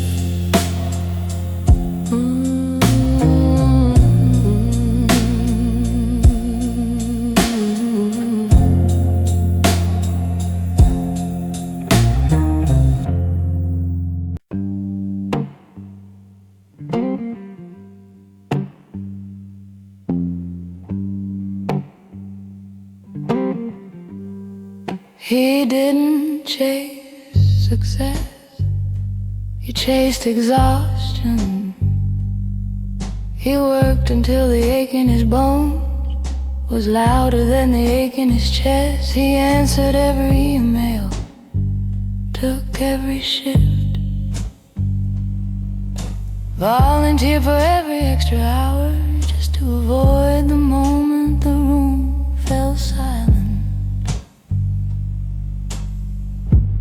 He wasn't building a legacy, he was hiding in the only place the heart has no permission to speak.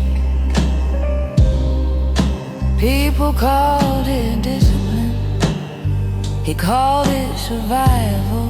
He didn't work for a future, he worked so he wouldn't have to think.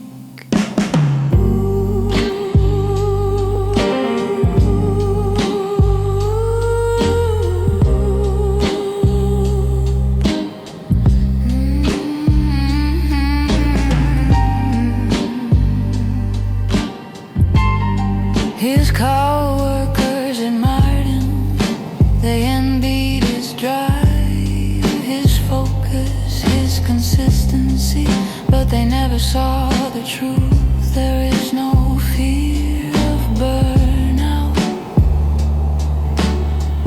when you are already burning. He didn't care about the money, he didn't care about the praise, he cared about the cloud. The faster the hours move, the slower the memories crawl. Ambition is holy, work is noble, but obsession is just another addiction that looks respectable in daylight.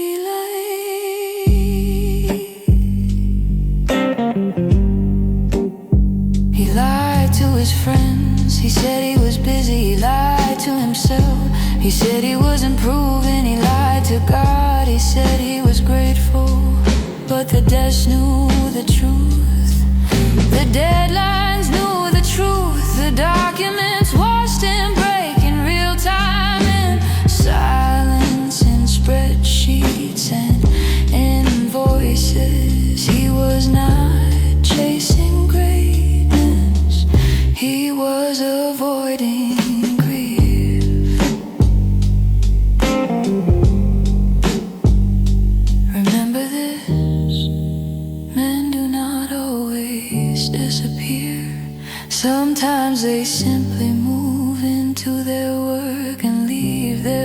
cigarettes in the unwashed clothes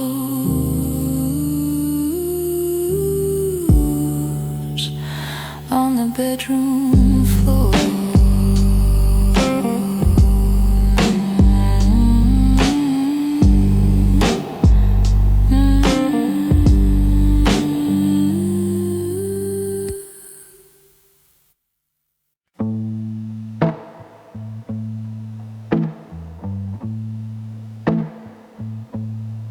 He blamed his heart,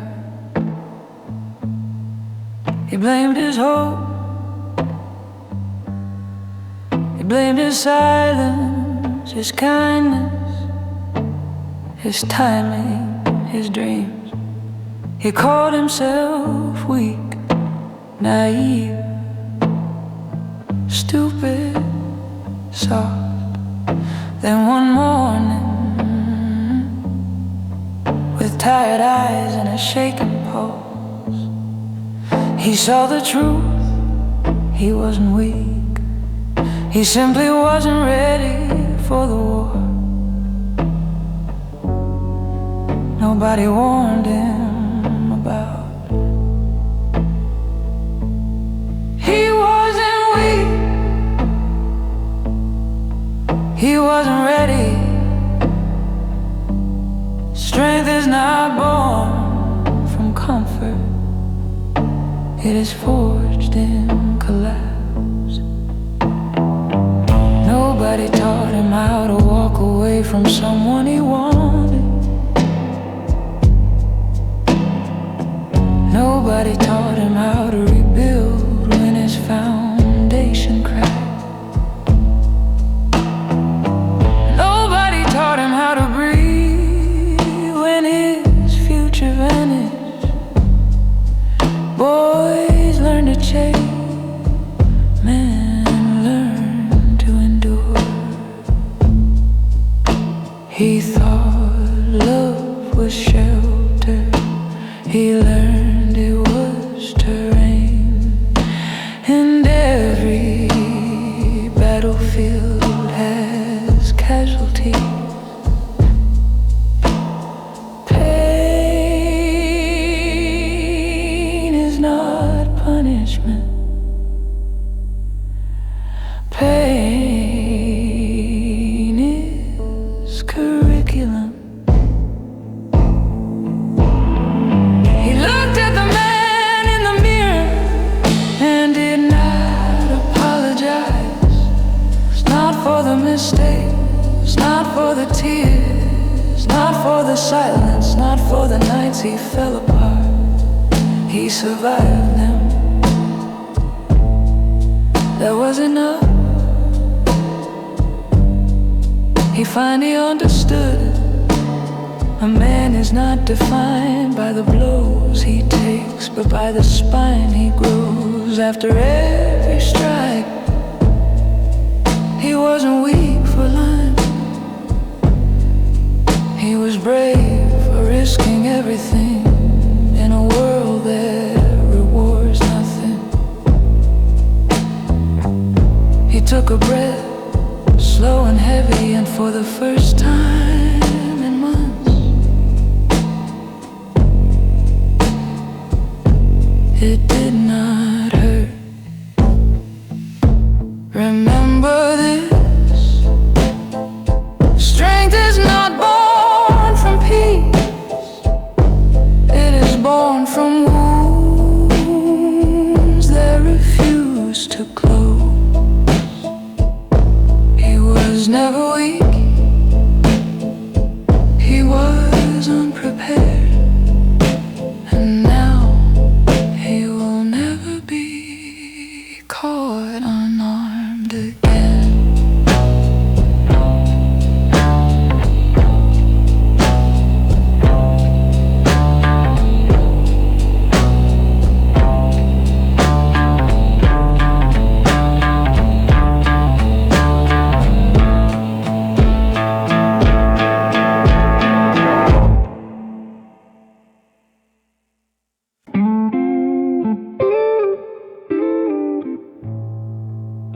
He used to beg time to move faster.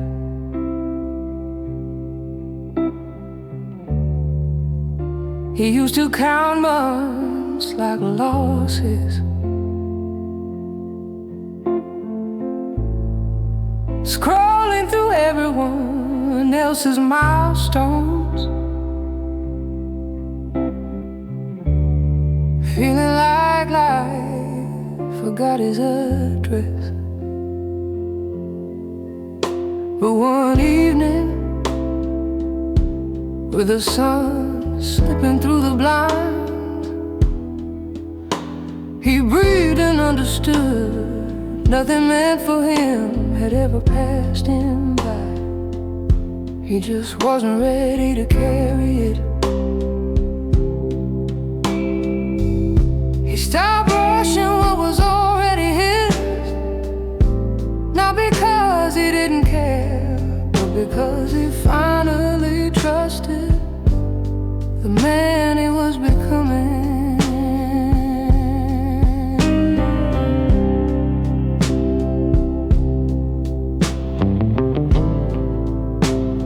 He didn't ask for shortcuts anymore.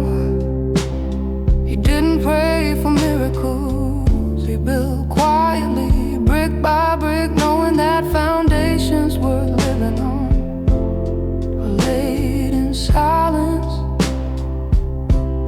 He no longer envied their timelines. He respected his own.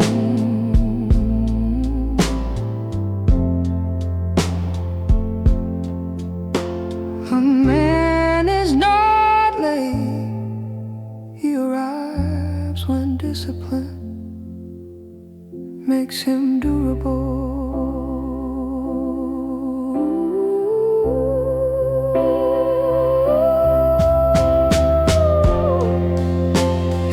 Others race, celebrate, collapse, start again. He moved forward with steady steps, anchored by patience instead of panic.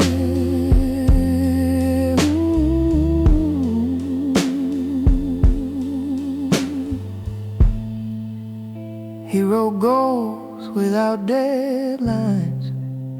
He made plans without fear. He stopped demanding the future and started preparing for it. He realized that destiny does not respond to urgency. It responds to readiness. Remember this: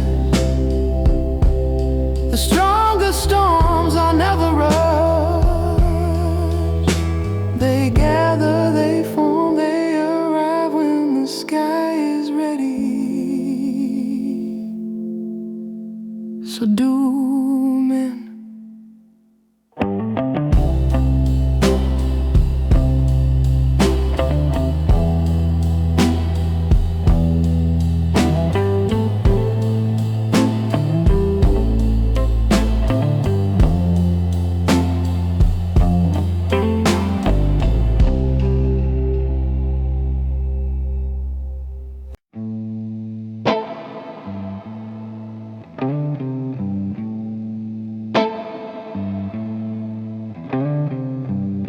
He stopped answering the world,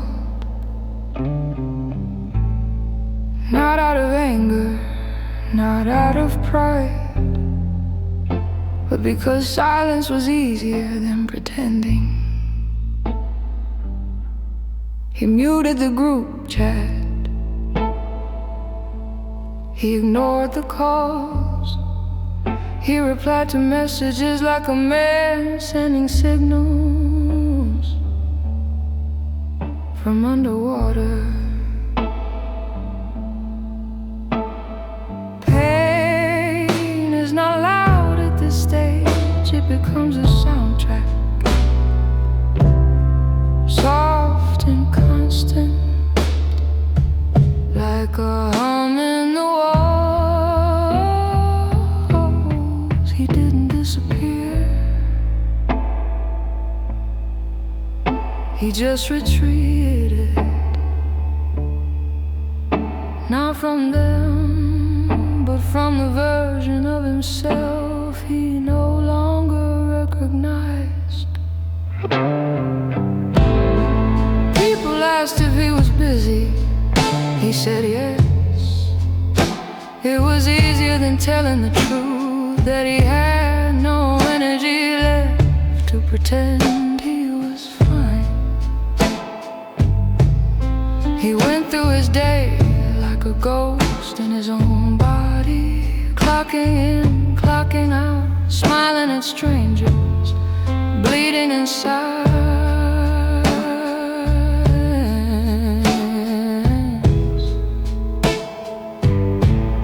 He wasn't depressed,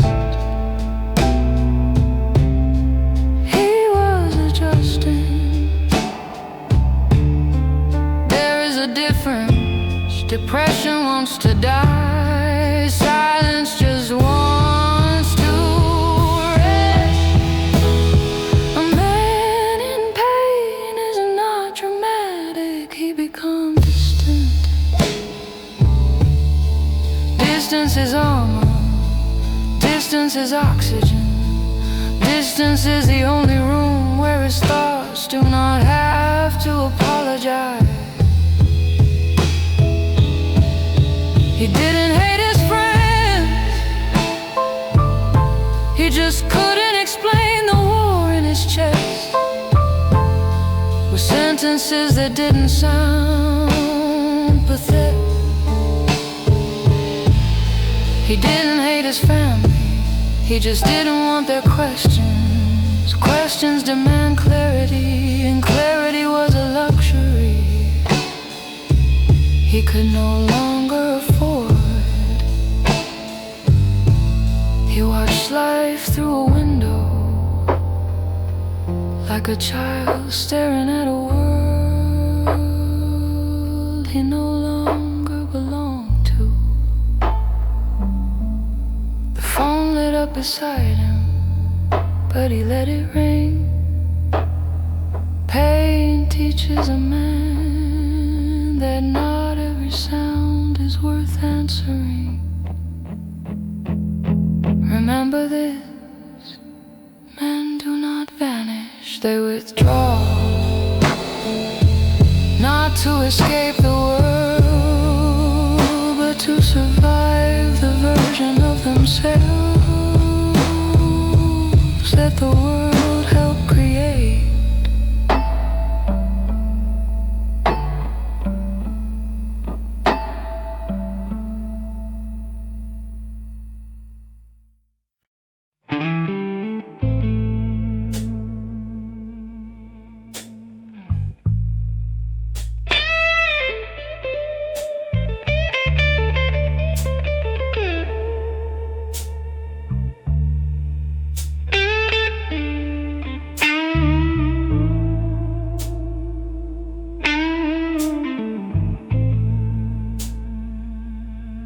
He didn't return to the world to be celebrated. He didn't show up to prove them wrong. He stepped back into life with the calm of a man who survived the storm alone. He sat in a cafe and didn't rush his thoughts. He listened to strangers speak, not as background noise, but as proof that life continued, that he was ready to join it. He returned to the world with purpose, not to belong, but to contribute. He shook hands without pretending. He answered questions without fear. He walked through crowds and didn't shrink beneath them.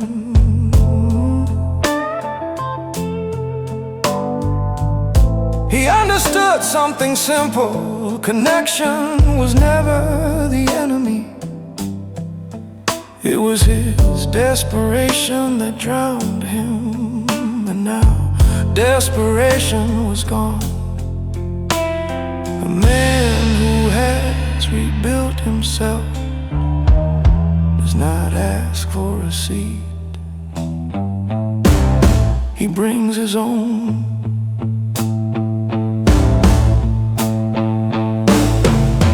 He said yes to work that aligned with his spirit. He said no to voices that once controlled his emotions. He took responsibility for his path, not because he wanted praise, but because ownership was freedom. He didn't need validation.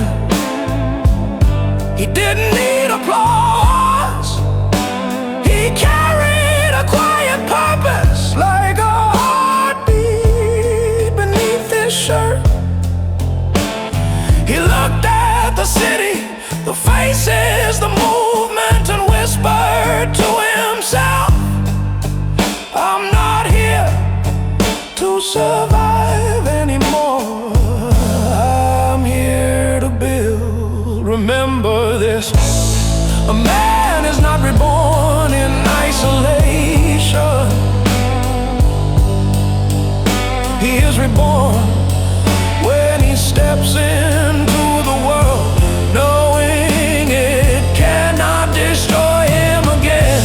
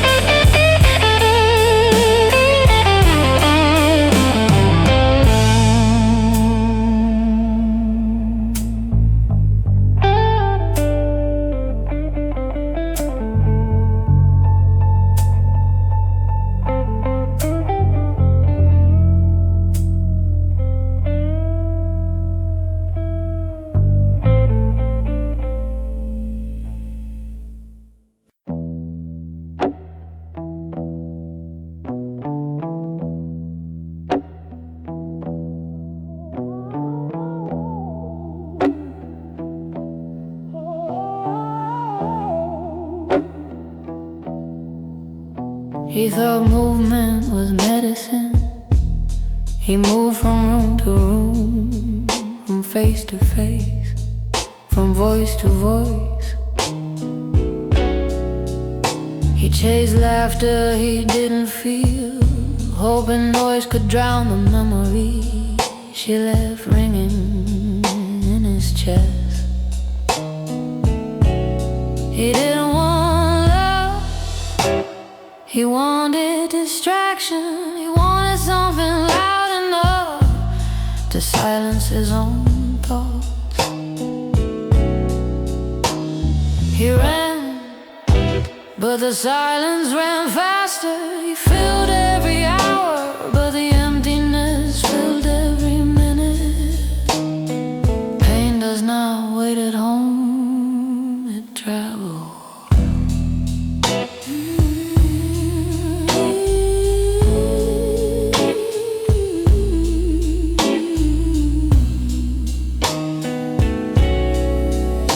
He touched women he couldn't remember. He smiled at strangers because it was easier than explaining. They thought he was confident, they thought he was free. But freedom is not the absence of chains, it is the absence of anchors. His anchor was internal. He paid bills, finished work, played the role, but every ceiling he stared at reminded him of the truth. You cannot bury something that lives in your bones. And the world taught him a lesson no one wants to learn. The heart does not voice, it breaks every time you try to pretend it didn't.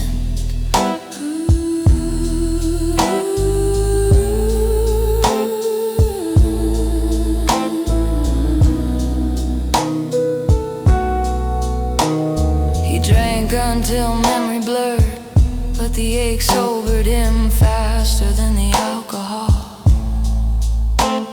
He laughed at jokes he didn't hear and smiled at faces he didn't care to know. The body can be distracted, but the mind will always collect the debt.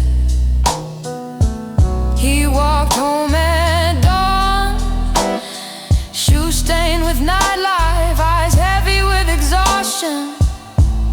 And there it was, waiting for him at the door like a loyal pet. The silence he tried to escape. Remember this: a man cannot outrun what he carries.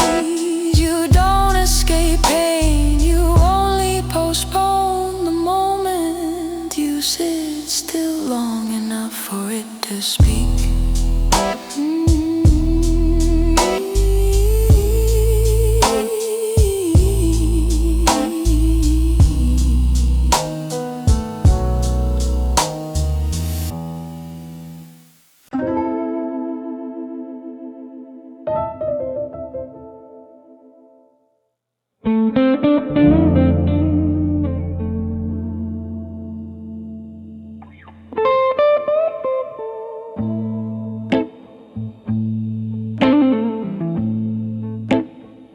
The first payment was attention. He gave it freely, thinking intimacy was investment. Hours disappeared, days bled together. Not because she demanded them, but because he was terrified that someone else would earn her smile. The second payment was ambition. He lowered his goals to match her comfort. He told himself it was compromise. That is how boys describe surrender. He didn't lose her, he lost himself. Piece by piece, minute by minute, he paid in silence, hoping the universe would notice. She never asked him to change, she didn't need to. He changed on his own, he learned which words impressed her, which dreams annoyed her, which victories made her insecure. He learned to shrink, he learned to apologize for wanting more than she could carry. He thought that was love, it was submission. Men don't pay with money, they pay with potential.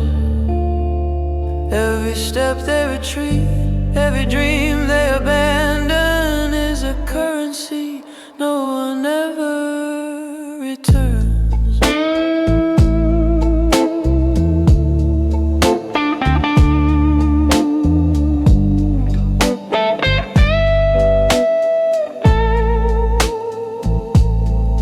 Saw the difference, he laughed less, he ate less, he slept with one eye open, waiting for a text that never came. She wasn't busy, she was calculating. Silence is leverage when a man has already invested too much. He begged the quiet to speak, he begged the night to explain. He didn't realize that love is loud when it's real, and only predators use silence to negotiate. Remember this: the world does not steal from men. Men hand over everything to protect the fantasy they are afraid to lose, and debt collected in the dark is always paid in pieces of the soul.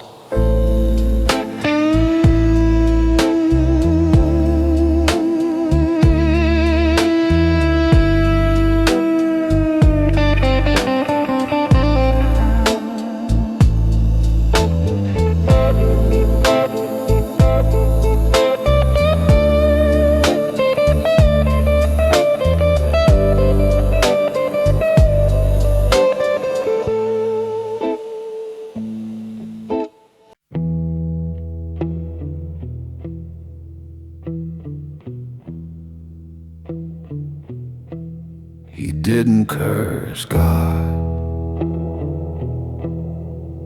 He just stopped praying. There was a time he whispered hopes into the ceiling, a time he believed the universe listened when a man spoke honestly. But heartbreak teaches a different scripture. Silence is answered by silence. He no longer asked for peace.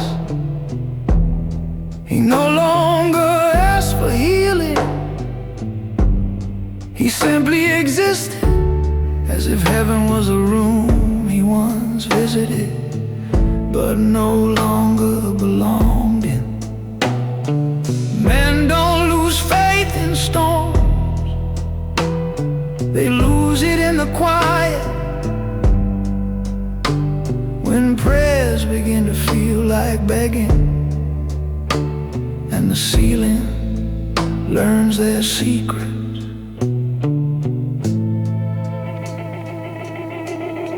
He used to fold his hands, he used to speak with humility. He used to thank God for simple mornings and gentle nights. Now he stared at the wall, waiting for a reason to get up.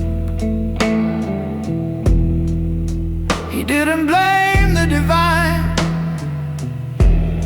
he blamed himself. He thought God was busy with stronger men,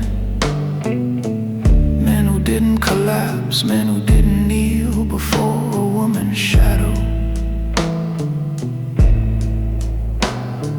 Pain doesn't destroy belief, it destroys the believer. One unanswered night at a time, until silence feels logical and hope feels childish. He stopped asking for guidance, he stopped asking for signs, he stopped asking for forgiveness, not because he was innocent, but because he assumed the crime was being weak. He went to work, he paid bills, he smiled at strangers, but the sky above him felt like a locked door only others knew how to open. He didn't pray anymore, not because God abandoned him, not because he abandoned the version of himself who believed he deserved to be heard. Remember this, a broken man does not scream at heaven, he whispers nothing and learns that silence is the only prayer. Pain always answered.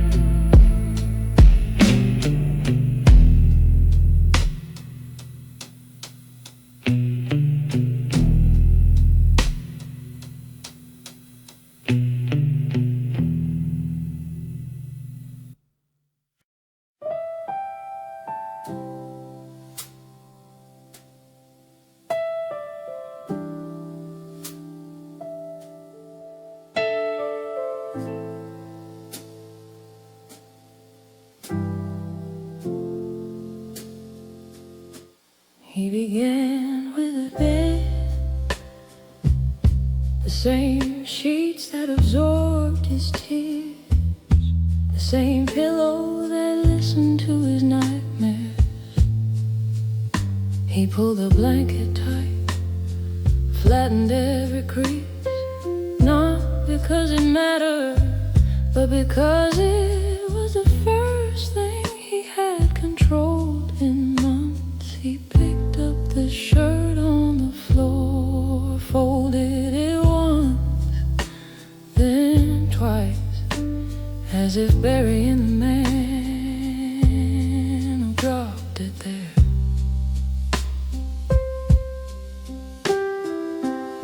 He cleaned the room he died in, not to hide the past, but to honor the survival.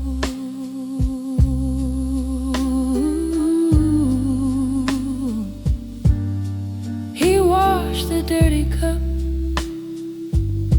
the one that held every late night escape. Every empty morning the water was cold, the sound was small, but the act was louder than any apology. Open the windows, let the air in, let the light in. He didn't know where to start, so he started with what he could touch. Healing is not a feeling, it is a series of small decisions made by someone who refuses to stay buried.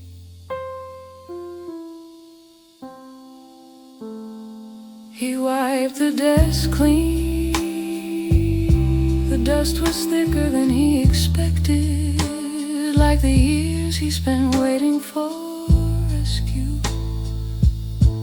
He threw away the notes he never answered, the memories he never opened, the bottles he kept as souvenirs of a man who tried to disappear. Nothing about the room forgave him, it simply accepted him back.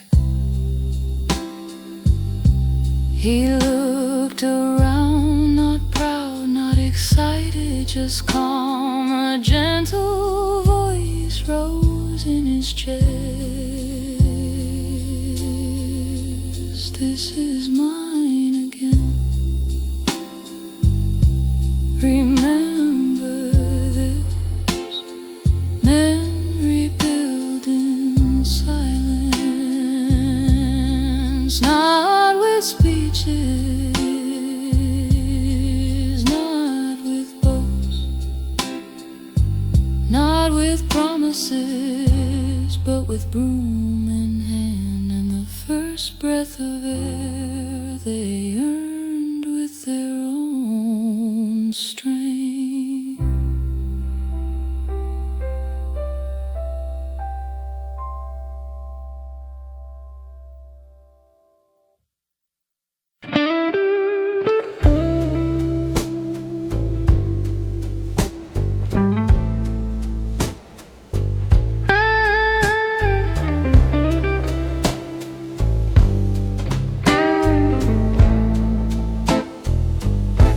He no longer searched for company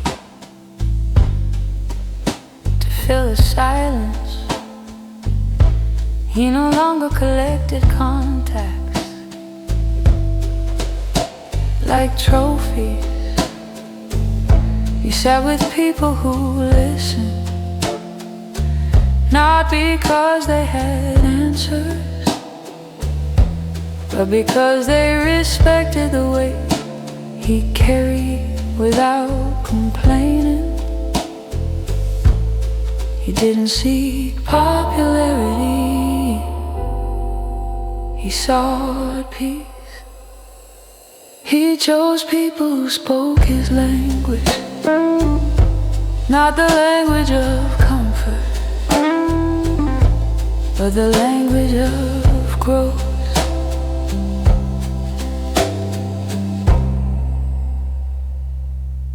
Didn't drain him with drama.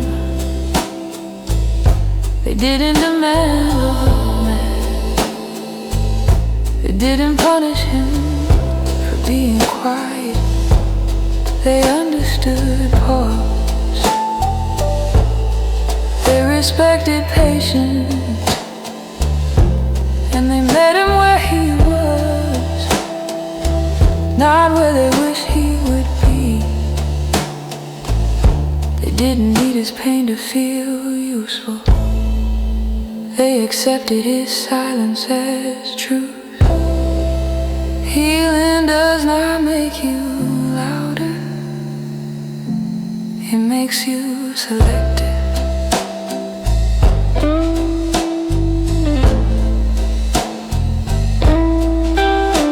He sat at small tables, 3 chairs, 2 cups, 1 conversation that mattered. No shouting, no ego, no competition, just real humans moving through life with intention. He didn't chase spark, he chose warmth. He didn't chase attention, he chose alignment. He didn't chase crowds, he chose tribe. Every laugh was honest, every word was earned, every connection was calm.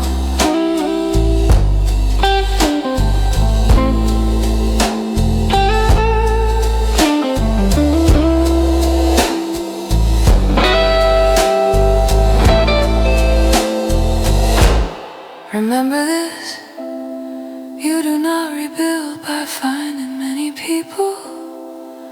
You rebuild by finding the few who can stand beside you without needing to stand above you.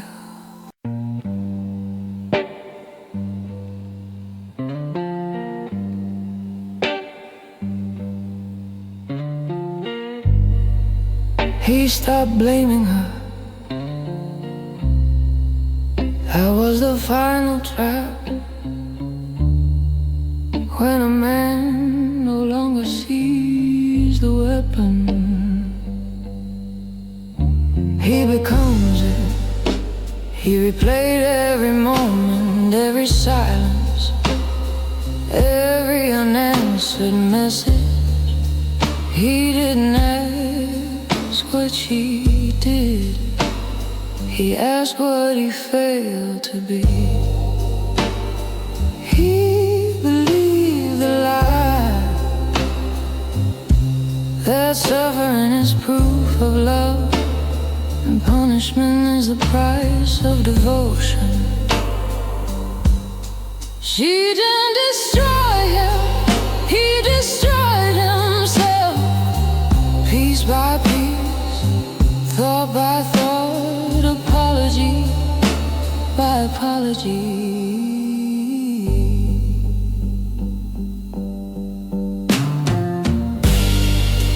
He stopped sleeping,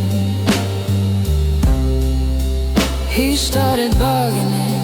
If I change, if I work harder, if I become quieter, maybe she'll stay. He turned into a shadow of his own ambition, a servant to her approval.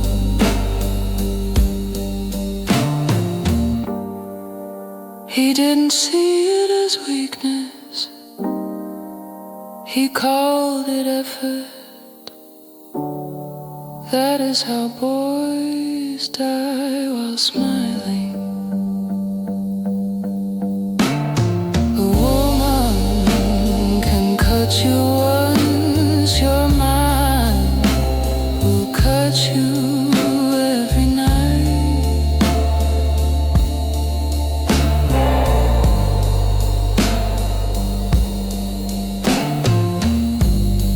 He deleted messages as if erasing the evidence. Could we He rewrote conversations in his head, giving her lines he never spoke, giving himself the courage he never used.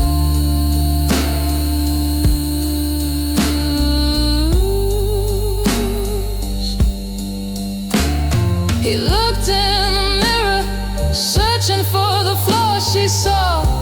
He forgot that people do not leave because you are not enough. They leave because your loyalty is worth more than they are willing to pay. Remember this: love does not humiliate men, self-doubt does. And once a man begins to bleed inward, he is no longer being hunted, he is hunting himself.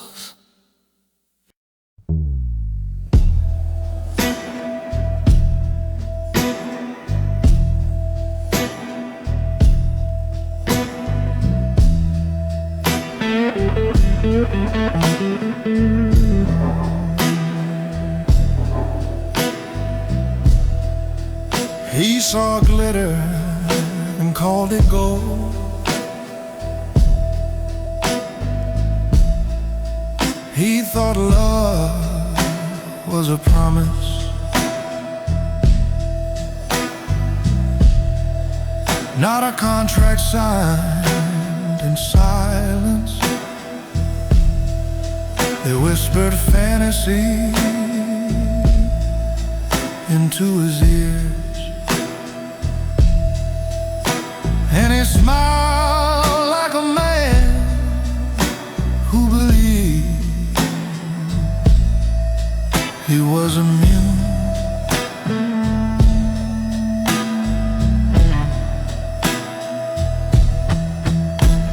The world does not seduce the weak,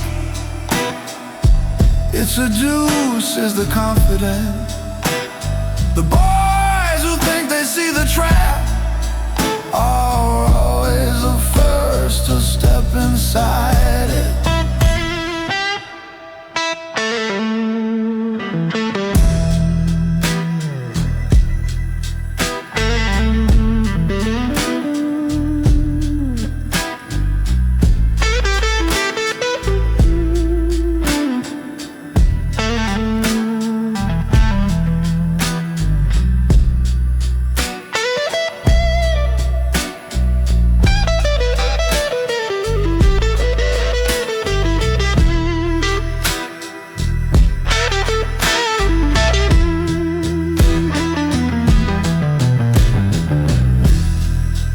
She wore intention like perfume, she smelled like forever, but her heart spoke the language of leverage. He thought he was chasing beauty, but beauty was chasing his blood.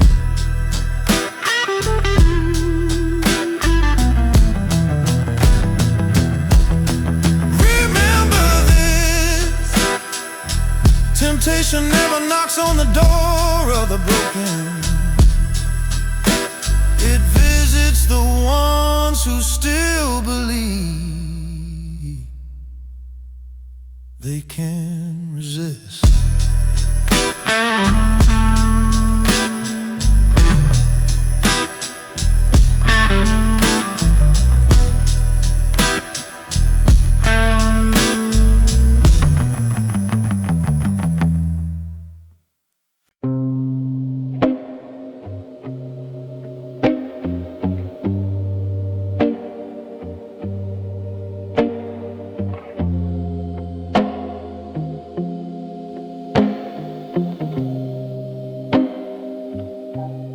He woke up one morning and realized the world had kept going without him.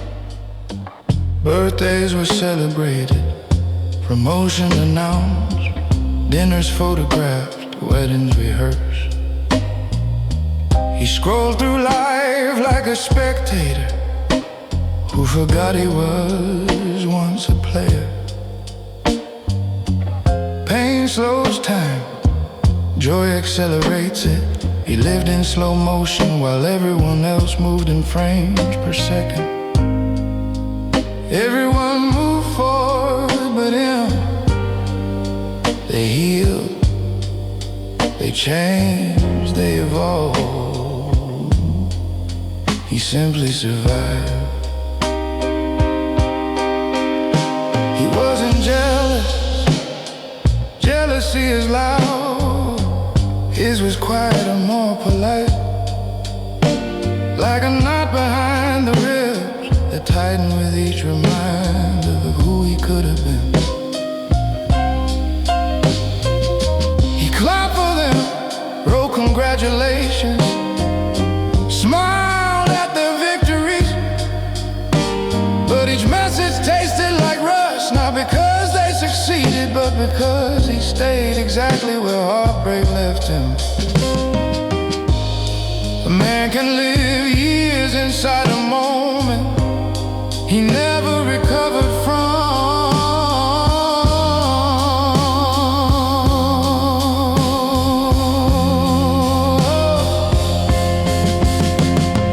He tried to explain it once. They said, you just need to stay positive. They said, you'll find your person. They said, everyone goes through pain. But they didn't understand. He didn't experience heartbreak. I became heartbreak.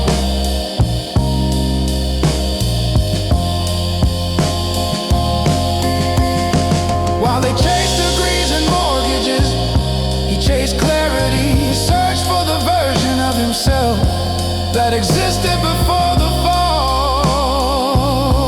He never found him. He watched people build futures, watched them become parents, watched them find God again.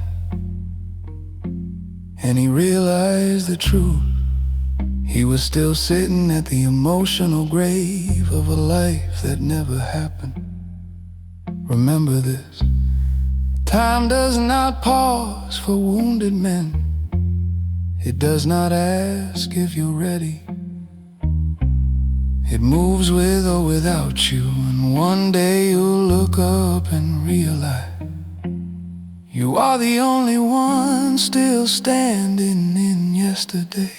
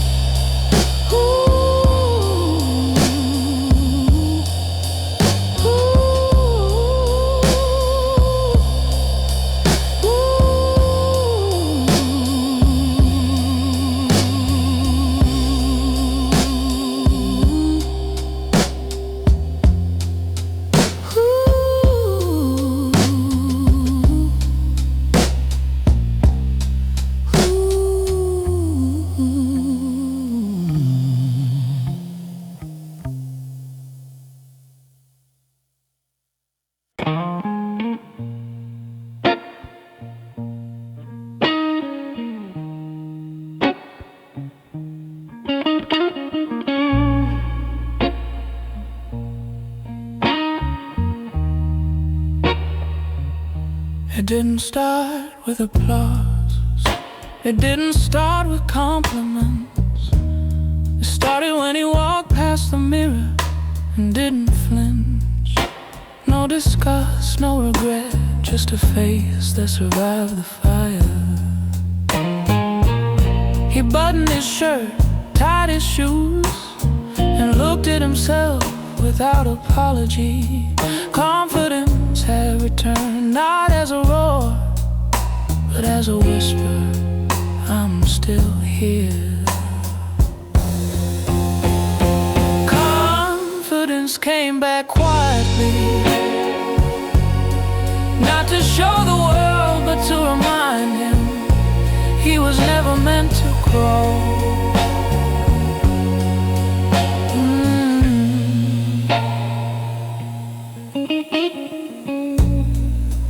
He spoke slower, he didn't rush explanations, he didn't chase validation.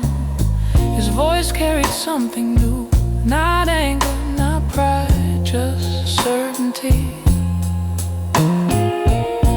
People noticed the difference, they couldn't describe it, but they felt it. The weight of a man who finally knew his value.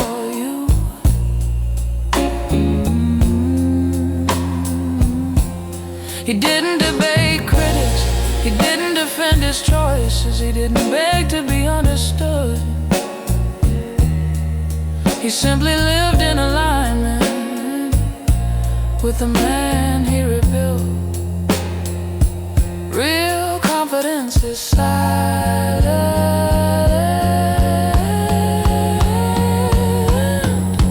insecurity is loud.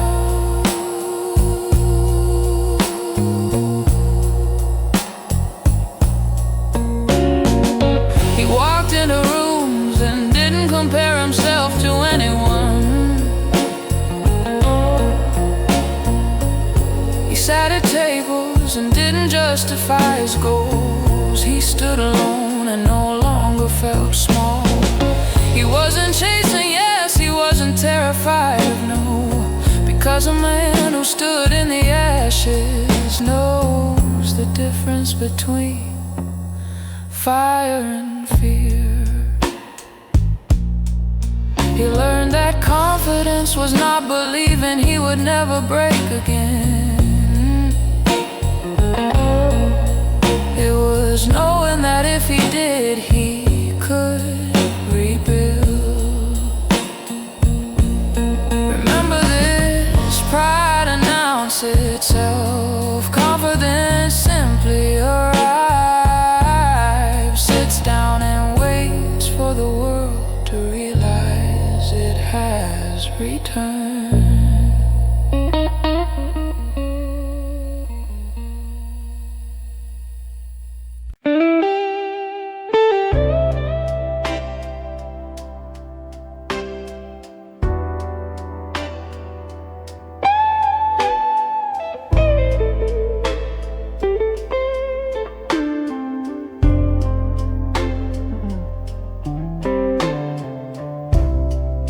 There was a time he chased everything: attention, money, people, applause.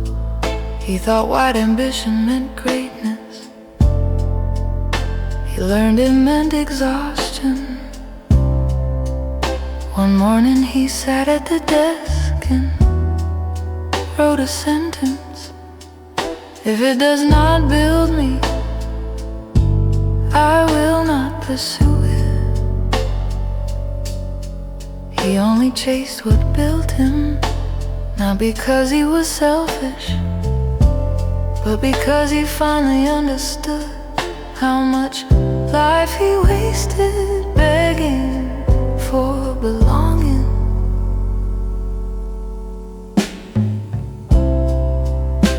He quit projects that felt loud and empty. He walked away from opportunities that smelled like chaos. He stopped investing in people who only offered distraction. He didn't need explosions anymore, he wanted roots. He traded applause for progress, he traded noise for structure. He traded ego for intention. A man grows the moment he stops watering dead soil.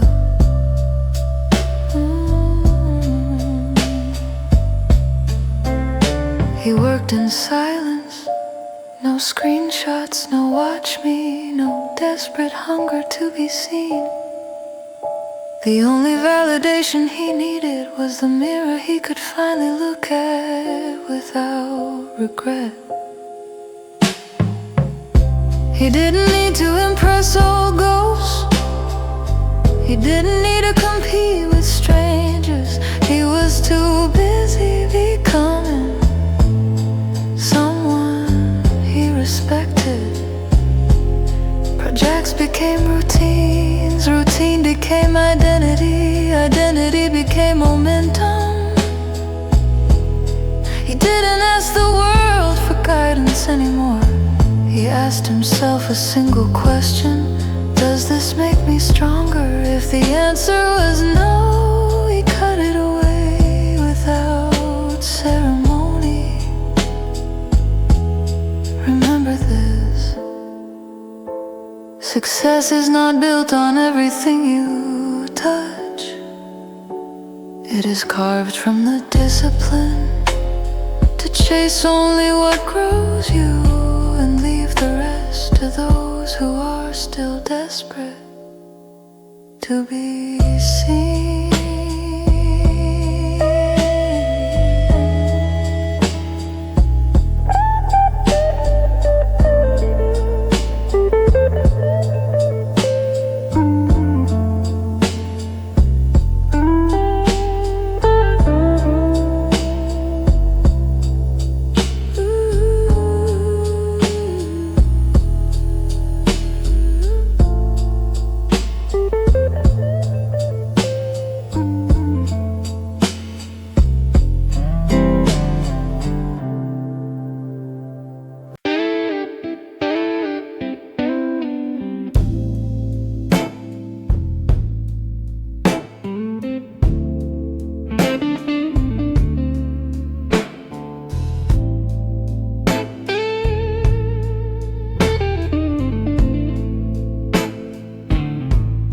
He didn't announce his comeback.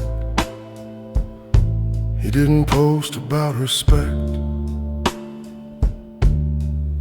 He didn't warn anyone that things had changed. He just stopped answering people who only returned when they needed something. No fights, no speeches, just silence delivered with dignity.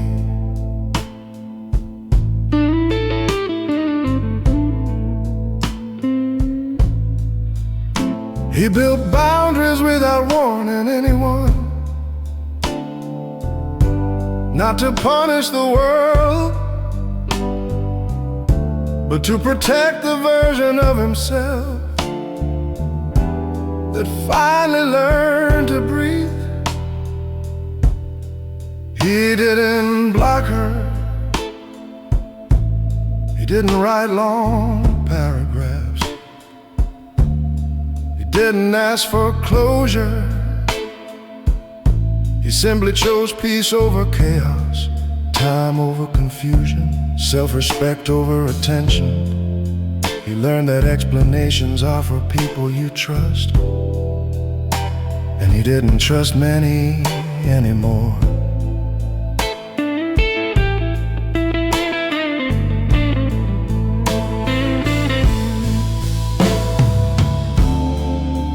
Demands loyalty, a man demands peace. He looked at the contacts in his phone and understood something new.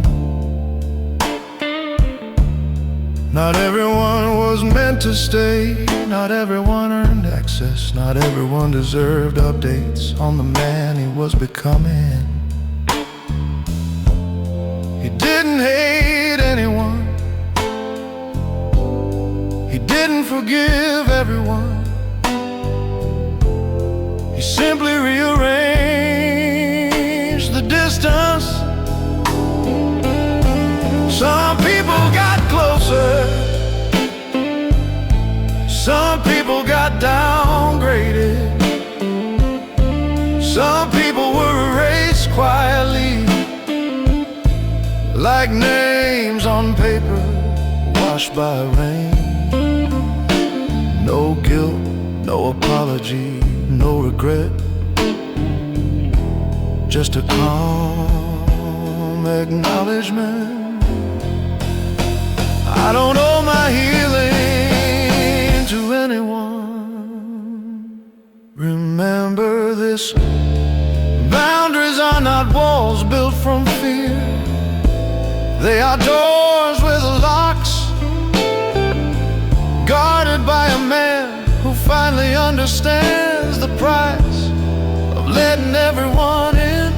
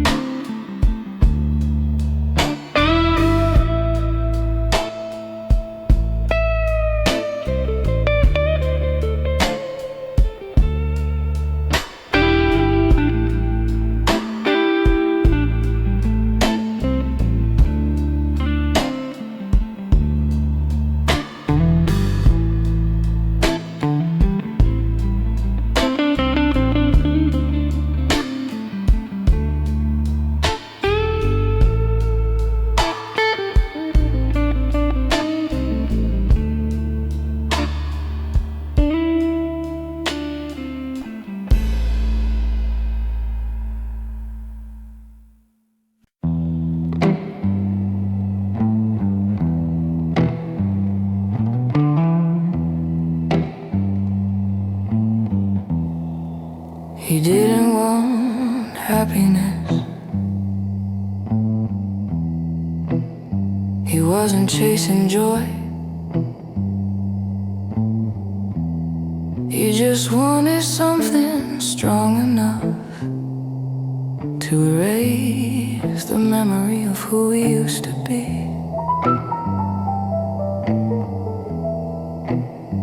A man drowning does not look for rescue.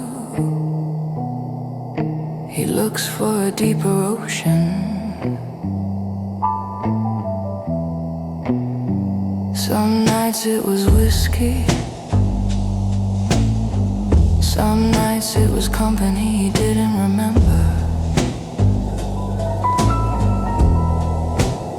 Some nights it was music turned up too loud, just enough to drown out his thoughts.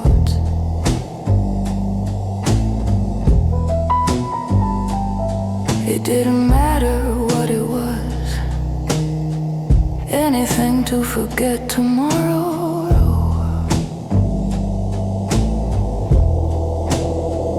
Anything to mute the voice that whispered, you should have been stronger.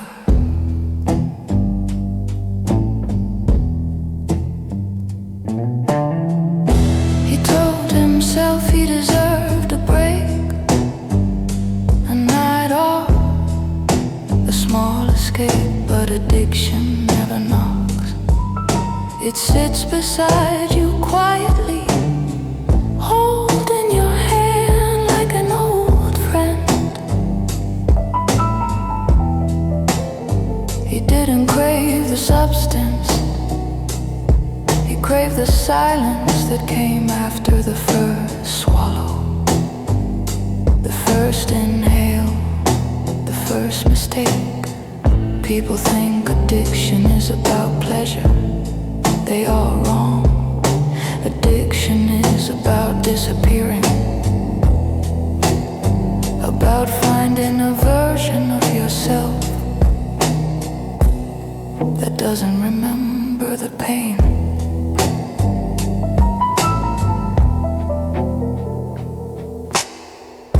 He stared at screens until morning. He flirted with strangers who meant nothing. He lit cigarettes he didn't enjoy. Pain was the dealer, and every hit was a promise of peace. The world saw him living. He knew he was dissolving, piece by piece, night by night.